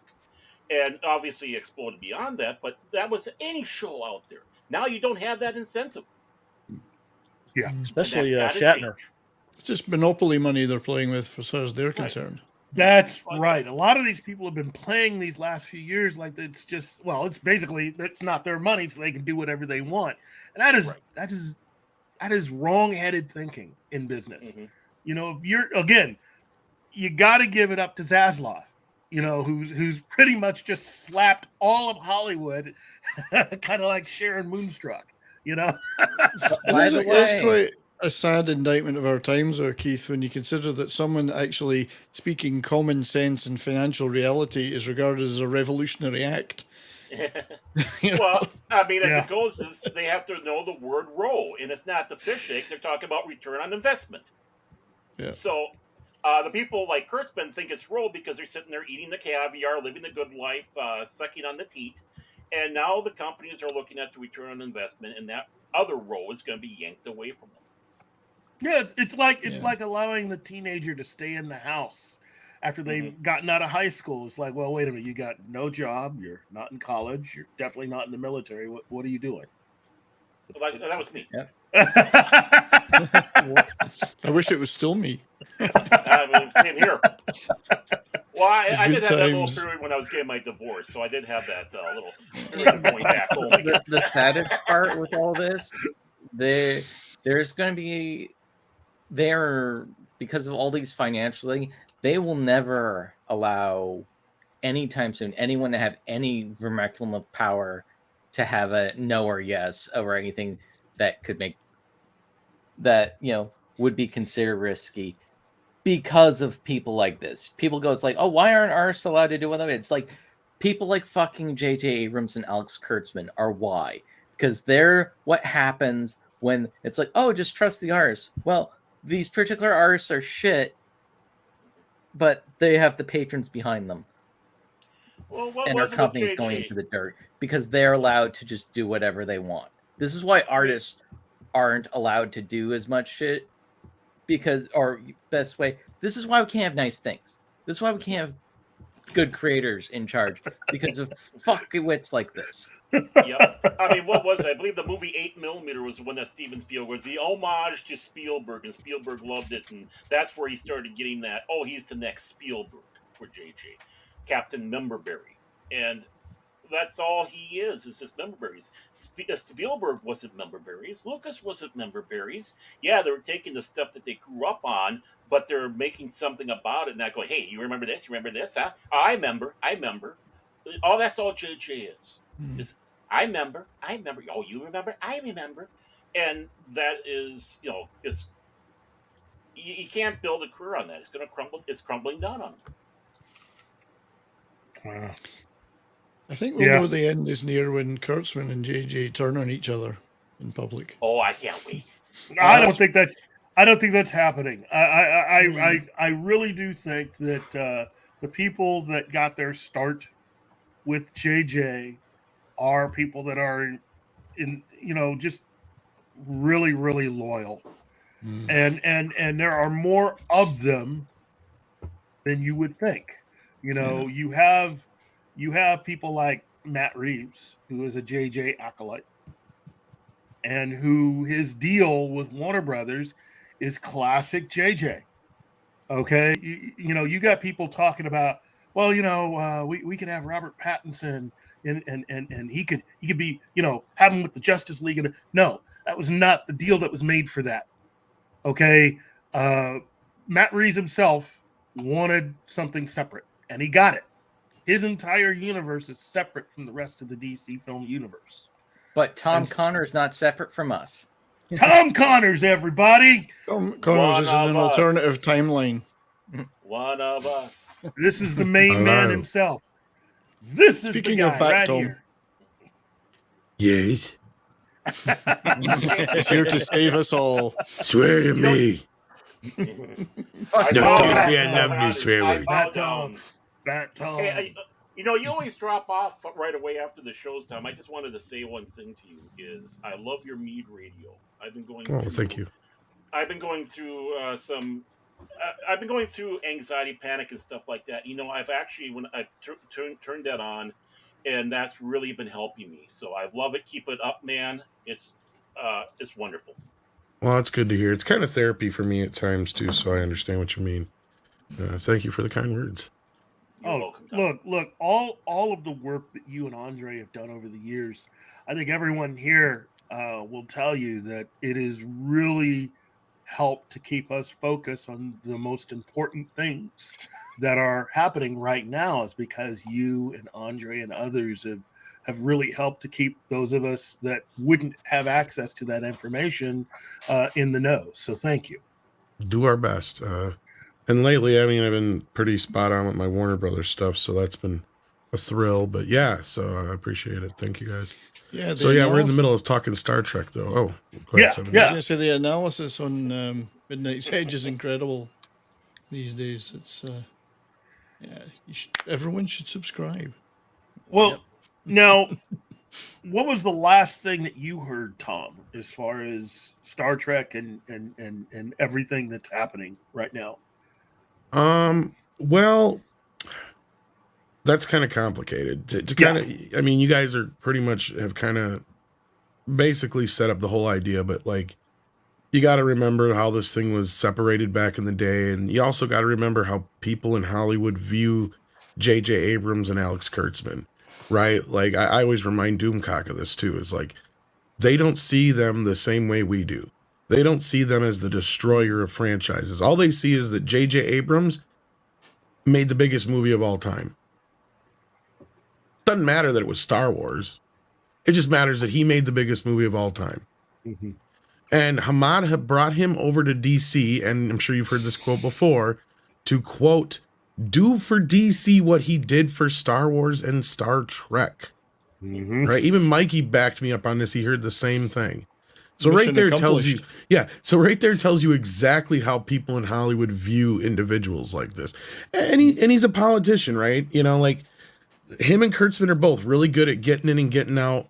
More so JJ, at least in the sense to where you can't blame him, right? Look at Star Wars. He made the biggest Star Wars movie. He didn't make the movie that pissed everybody off. That was Rian Johnson. Mm-hmm. In fact, Disney had to beg him to come back for the third film to, quote unquote, fix it.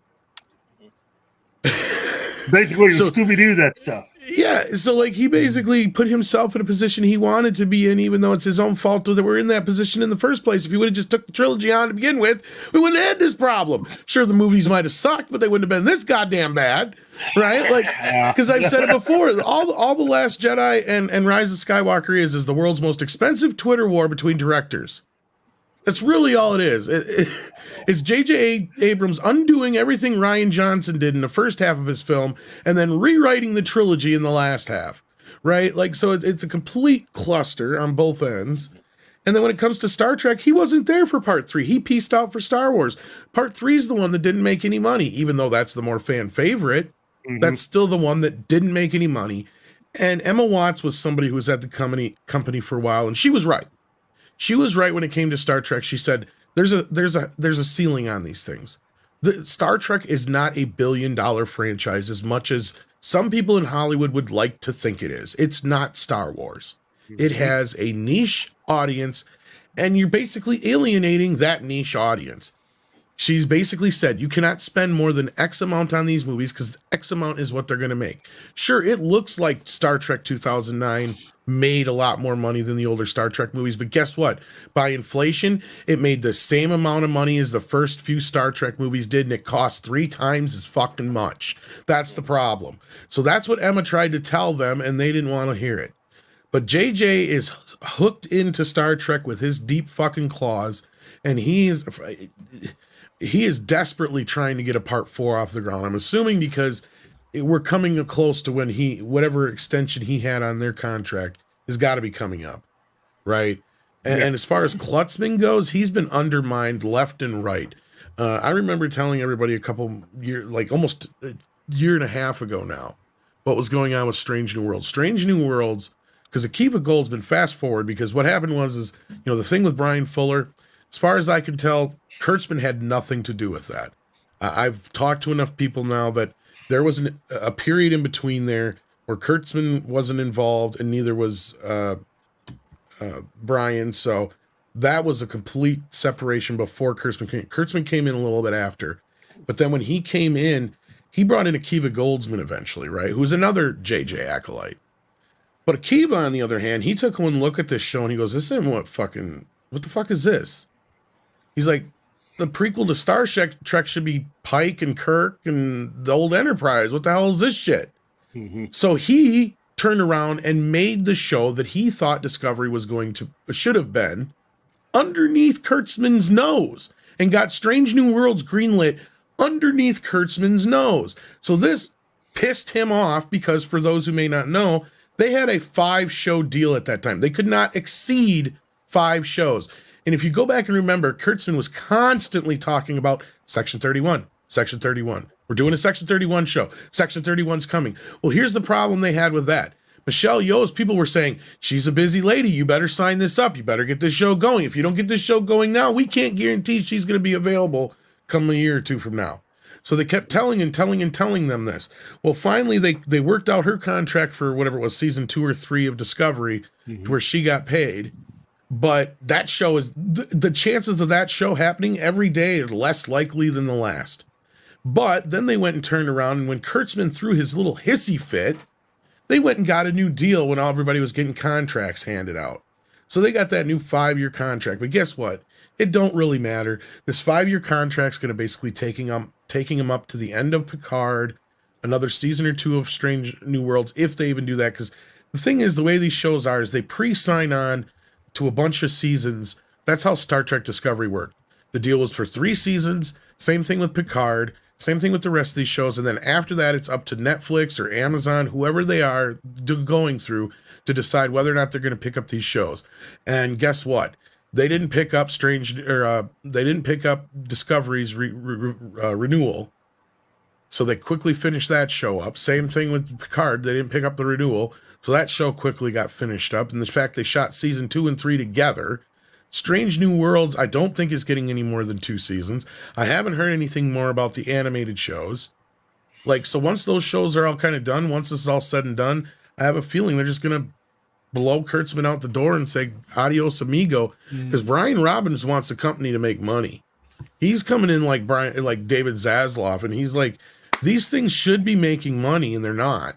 Now, I can't guarantee he's going to be as ruthless and as cutthroat as him, and he does have a lot of woke tendencies, but this guy also knows that they have some of the biggest properties in Hollywood, and it's bullshit that SpongeBob, Ninja Turtles, Star Trek, all these things aren't bringing in money, right? There was a time when SpongeBob SquarePants was the biggest fucking franchise, right? Where you couldn't look anywhere without seeing something SpongeBob. Right? Anybody who had a kid in the last 20 years knows exactly what I'm fucking talking about. It was something that even the adults enjoyed watching. I mean, we would sit there and watch the SpongeBob with the kids, and we got something out of it as well. And I was working in a warehouse, and one guy and I were always talking about, hey, you want to catch SpongeBob last night? Oh, yeah, we got it. We had a guy by the name of Gary working with us, and we go, hey, Gary. It's just. So, last gentleman, I gotta drop out. Unfortunately, I gotta go to work. So it's been a pleasure hanging out with you. That. Oh, no! Now Tom's here. He can represent the balds, so I can leave. Well, who's going to be our Scotsman? Gooey now. Your Scotsman from Canada. He's a break. Gooey now. Have a good day, 70s. Yeah, we got a night cold here. Thanks, chat. And take care, buddy. Monday, 2 p.m. on my channel, doing the Towering Inferno, Monday, 2 p.m. Pacific. So that'll be fun. See y'all. Take care. Yeah. Take care. Take care. By the way, this is not Gary. This is an animated GIF. No. And if I could go back to Michelle Yeoh for a second. I actually got the camera working by going to a different browser. You've become Max Headroom, by the way. Yeah. Yeah. That's fine. I don't fucking care. If I could go back to Michelle Yeoh for a second, it's pretty safe to say she's on the short list for an Oscar nomination this year. Am I right? She's got a pretty good chance. I saw that Everything Everywhere All at Once. I didn't think it was as great as everybody else did, but I saw it and I'm like, everything in this movie is going to win all the Oscars. But you got to think of, she's going to get a number of offers that are going to roll in if she gets nominated. So that's going to be even less time to do a series, because if they dick around some more and just waste their time, she's going to take one of these other offers. Yeah, that's my. Oh, Steven, I guarantee you the only reason this show probably hasn't happened yet is because they missed that window, right? Like they are at this point. I would be surprised if we ever get Section 31. Kurtzman's going to keep talking about it, but if we get it, I doubt Michelle Yeoh is going to be involved in it, because you're right. At this point, that ship has fucking sailed and then some, because she's got more shit to do now. And you're right. Like I didn't get into the hype that everybody else did, but I still stand by my joke. It's going to win every award everywhere all at once. Unless something comes up here in the next 2-3 months that blows that out of the water, that's the movie that everybody was talking about for weeks and months. So yeah. Was there even a high clamor or interest in the Section 31 series? I mean, was there there enough of a drive? Yeah, so I mean, why even bother? There was no interest, it sounds like. It was just so Kurtzman could say he had Michelle Yeoh tied into a show. Like, that's the thing. She's been an up and coming actress, right? Like, and Steven's right. I think this, if she hasn't been nominated already, this is going to be her year anyway. So yeah. She's going to be impossible to nail down for a Section 31 show after this. Which is good, because I hate what they did to Section 31. They're supposed to be a fucking clandestine organization. Having, like, the worst kept secret in the galaxy. They are the worst kept secret in the galaxy, yeah. Yeah, it's asinine what has happened to Star Trek. But you know what? It probably couldn't happen to a nicer fella than Alex Kurtzman at this point, you know, and JJ. But Tom, again, as always, you come in, you rock that show. Well, I didn't really give you guys an answer. I wish I knew the answer. I wish I knew where they were going. I have a feeling that once this deal's up with Kurtzman, they're going to move on to something different. But I can't guarantee that. I mean, here's the thing that I was getting to that people got to remember.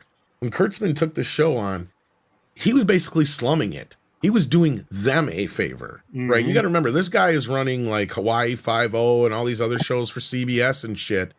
For him to come down to Star Trek level was him kind of slumming it. And that's what people don't get. And that's what I try to tell people, is like, they see this as him doing them a favor, not the other way around, because they got Alex Kurtzman. He is the yes man. You guys were talking about too many yes men earlier. Kurtzman is the yes man. He gives them everything they want, and that's why they keep him around, right? Because if something fails, it's not his fault. He just did what they told him to, right? They want a more diverse Star Trek. He gave it to them. It's all about feelings in hallways and fucking your boyfriends. So that's what Star Trek is now. But there you go, kids. And making fun of white men. And now that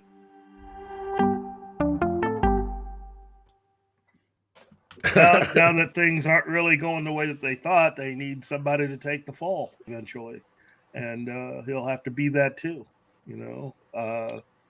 He may, and then again, he may not. That's why I said JJ is a smart man in that respect, and I think a lot of his acolytes learn the same way. You know, look at Matt Reeves. He can probably blame most of the failure. Well, I mean, it wasn't a complete failure, but what failures there were of the Batman on Pattinson, probably, right? And yeah, COVID because and that was everything not else. his choice. Pattinson was not his choice. And again, I fully expect him to do that, you know, but he'll have to also operate under the new directive, which is, you know, stop with all of this BS and make it more along the lines of what fans want, because there is way too much of the, you know, trash bag man, you know. Yeah.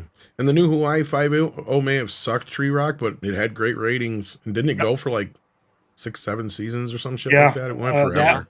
That one in Magnum and pretty much Kurtzman's just become this guy to basically revive IP. The CBS. Well, the proof is in the pudding. Look at how beat up he got over Clarice. You didn't see the media beating him up that bad over Star Trek, did you? No, because Clarice was a higher profile thing. Mm-hmm. Star Trek to them is that nerd thing. They don't give a fuck. They don't even care or know that it's basically being destroyed right now. I hope Brian Robbins is paying attention, but what's Brian Robbins' official title though? I mean, is it? I think he's. Let me see here. Chief Executive Officer. So he's CEO. He's CEO. Okay. To me, he's still just the guy on head of the class.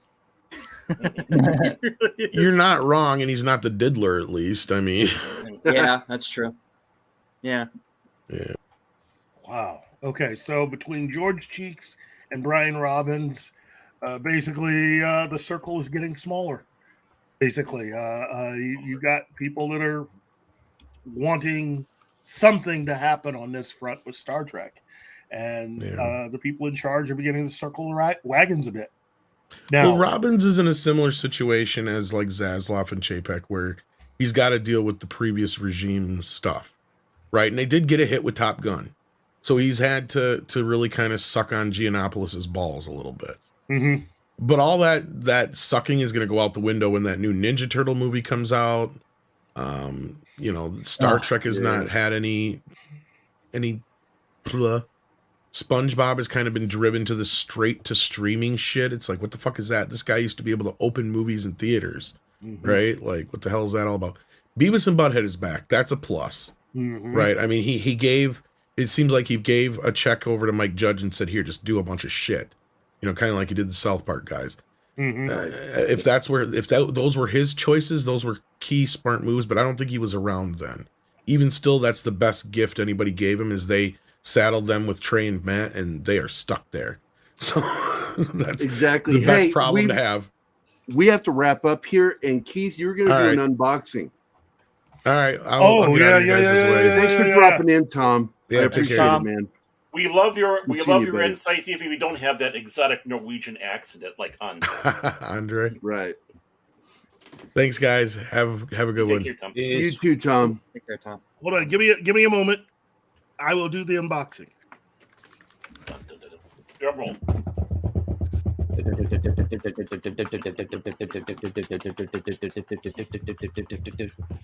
I can't see. There's words. While Keith is doing this, I am going to go ahead and thank everybody in the chat that's here. And thank you, Martin, for getting me the list.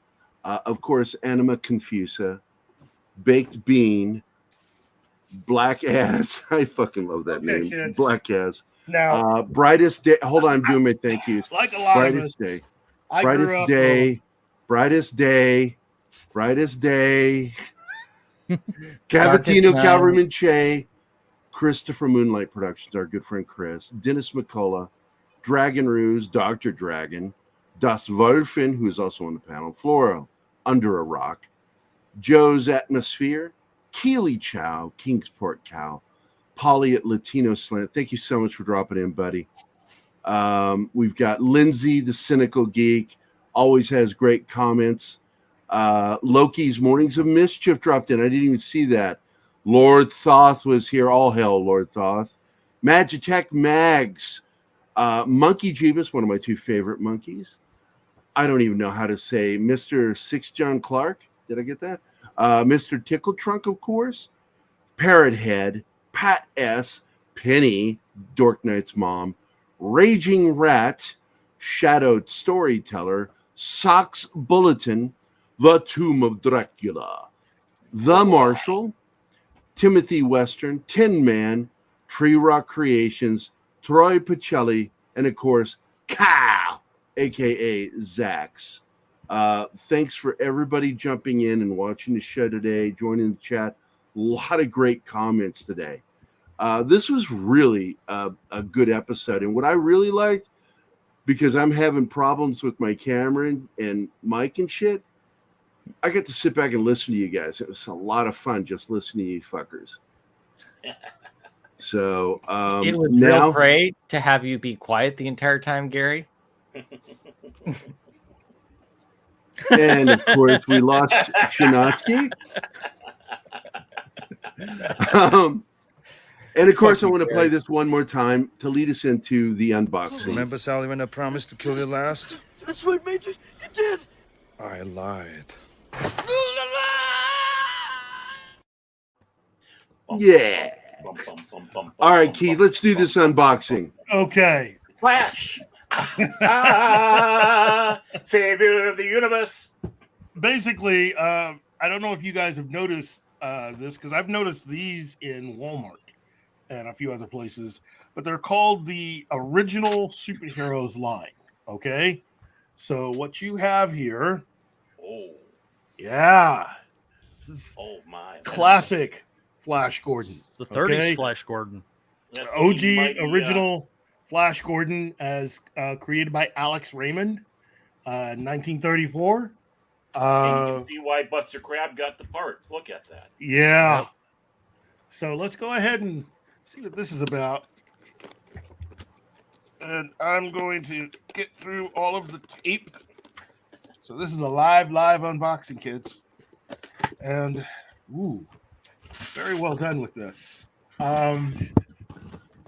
Look, for a lot of you younger people, Flash Gordon is one of the seminal IPs really in science fiction of the 20th century. And both Flash Gordon and Buck Rogers have influenced so many characters that have come after them. You would have no Star Trek without Buck Rogers and Flash Gordon. Or Star Wars. Or Star Wars, especially Star Wars. Buck Rogers was more influential to Star Trek, and I think Flash Gordon was more influential to Star Wars. I agree. So what you have is this incredible figure that looks like it comes right out of the original comic strip. Look at this.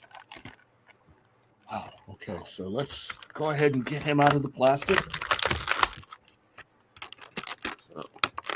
He did what Ming could never do: capture Flash Gordon.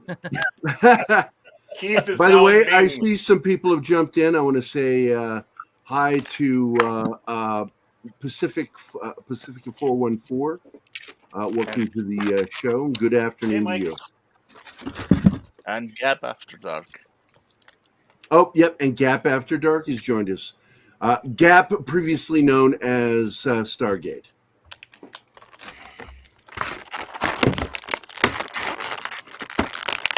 Wow. My God, that is killing me.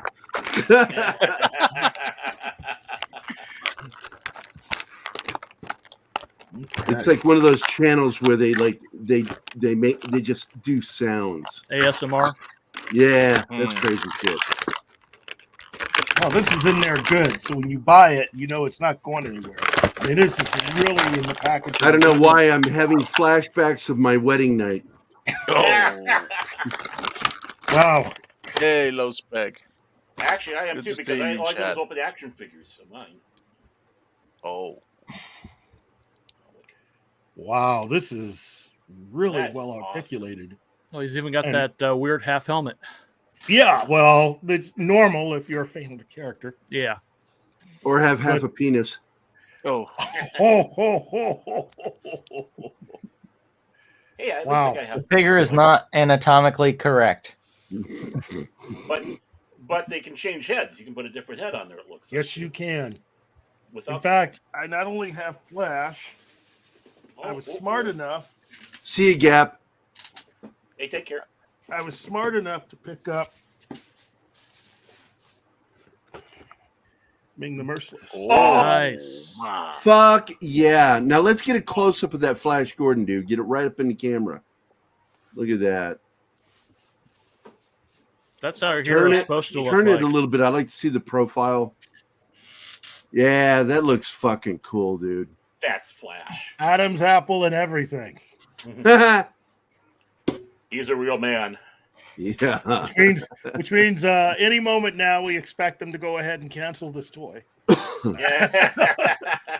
Does he have a football? That's 1980s Flash. That's not Yeah, he was exactly a- what. The original Flash Gordon was a polo player. Yep, polo. Wasn't Sam Jones's birthday yesterday? You know what? Yeah. Probably Yeah. was. He's like 67, 68 now. 68. And he was a Marine. So more power to you, Sam Jones. Heck yeah. Thank you for your service. Wow, look at this. They even have the thing with the feet. I mean, you could bring up Damn. Oh, look at the extra articulation on the feet. Damn. Wow. That Oh is my. cool. Nice I'm gonna crotch start shot. Thank you. I'm going to start a GoFundMe so I'm able to get the figure, the Ming figure. That is So thanks for doing that, Keith. That's really awesome, man. I think they're what, about $30? give or take. And like I said, I've seen these at Walmart, and so you can still pick them up because they offer not only Flash Gordon, they offer the Phantom. Oh my god! And they offer they offer Mandrake the Magician. Well, they do a whole Defenders of the Earth line. Nice. Mm-hmm. But it looks like the Invisible Man. Can you see right through the box? That's awesome. So the Phantom looks really cool. But let's get to our panelists here. So we're going to start with, in order, Baron Ormond-Tog. Where can people find you, and why the fuck would they care? Well, my channel, at my Baron Norman Tag channel, I try to do on Wednesday a show at 9 o'clock Central Standard Time.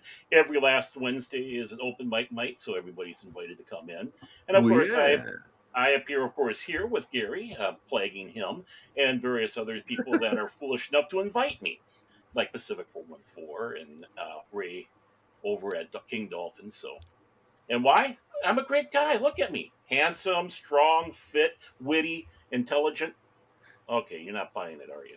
Okay, but it was worth a try. Yeah, if it sounds like there's like crickets in the audience, don't worry about it, buddy. I'm used to it. I'm really used to it, trust me. What's going on with 24/7? Are we going to be seeing a return of that show? I am hoping so. I'm gonna contact him here and see what's going on with that. Yeah, because none of us know what's going on with him. We're worried. Yeah, me too. I know that he told me the move was being a little difficult. That was like the other week, so I'll drop him a line and see how things are going, because I want to get that going again. It was every Sunday. That was a true therapy hanging. Well, if you do hear something, let us all know, man. Let Keith and I know in particular. But let's go with the next one on camera. Deleted scenes. Where can we find you, and why the fuck do people want to watch you? Well, I mean, you don't have to. I mean, there are plenty of other. What the hell am I doing? No. Yes. No. You need to tell people. You need to watch me. Come on, dude. You do need to watch me, because I have a good channel, and it is good. I talk about stuff and things and so Predator movies and stuff like that. No. In all seriousness, yes. I just recently hit over 100 subs, so I'm very happy about that. That's fantastic, buddy. Fantastic. Congratulations, man. Yay! And, I do have a review of Prey that is now my second most watched video, so I'm also very happy about that. I watched it, and it's pretty good. Thank you. And I pretty much agree with you. Anything else, my friend? All right, I am going to be in the chat over on Big Al's Presents. Big Al Presents. Don't forget to share your link too. They're going to share be. Your channel. We'll share my link. They're going to do a rewatch of Rampage with Netters Network and Troy Pacelli, and I think Aged Rumor is going to be there too. I'll be in the chat. I'll be on later tonight for a karaoke stream on Jedi Bill's channel. I also appear on his Sunday show, his Western rewatch show. I appear here on Fridays and Saturdays, and you can catch me on various chats around YouTube, Midnight's Edge, Midnight's Edge Espanol, Latino Slant, among others. All right, outstanding, buddy. Choice show. Yeah. Thanks a lot, man. John, do you do a show? Sporadically. I do videos sporadically. It's a lot harder since I started my master's. Right. So less time to. I'm a college boy. Yeah. I've got like 3 shows that I've got like 3/4 of the way done that I need to finish. I show up on a lot of other people's chats, occasionally sneak onto people's streams. Like ours. Yeah. And you've known Keith and I for a while. Oh, yeah. We've been friends in real life for a while. Yeah. I've known Keith for over 30 years, so. That is, that's a long time to know Keith. Yeah, I know. I've got a question. Was he always black? There's always questions about that, but I think so. Okay, because I really do suspect sometimes that it's a filter. So, thanks a lot, John. Why do you have my image up there, Gary? I Shinigami on Twitter, and my channel is on YouTube's the same as my actual name here. And somehow I've got one of my videos got to 1.4 million, and I got to 916 subscribers despite not uploading anything for about 2 years now. So, dang. How do you do that? Dang. Don't forget to share your channel. Just do it in the chat or do it with Martin in the private chat. But everybody go check out Shinatsky, man. He's really, all of us are friends with him. I think everybody is friends with him, and he's a very knowledgeable dude. And I'm always glad when he shows up on the show, even though I give him shit. He's just an awesome addition. Yeah, fuck you, dude. It's an awesome addition to our Saturday channel, man. I really like it when you pop in. And now, of course, for Martin, you can find here at Pop Culture Minefield, as well as other channels. He's always in the chat. And Martin, would you like to tell people anything? Keep watching Pop Culture Minefield.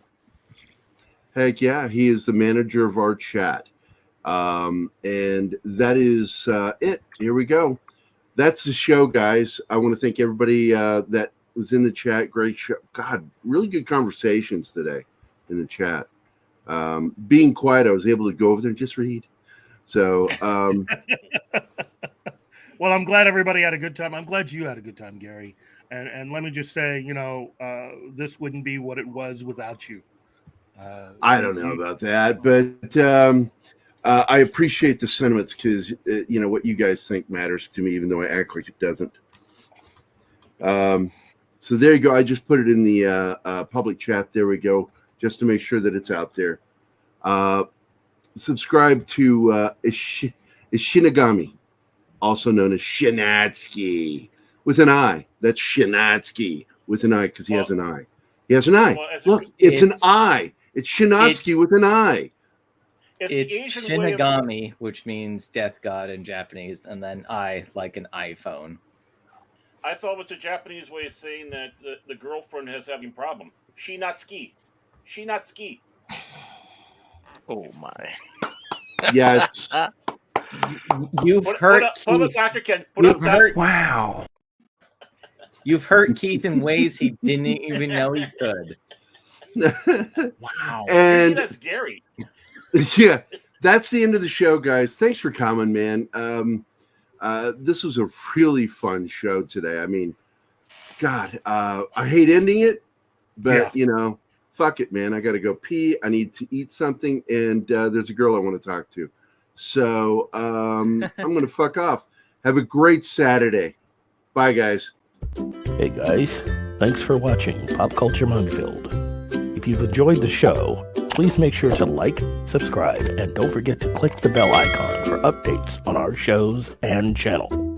Also, please leave a comment, and we'd like to know what you thought of the episode, as well as letting us know if there's something you'd like us to cover in a future episode.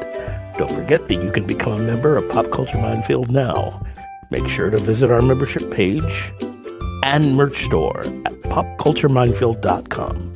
You can always find Pop Culture Minefield on Twitter, Facebook, Instagram, YouTube, and Twitch.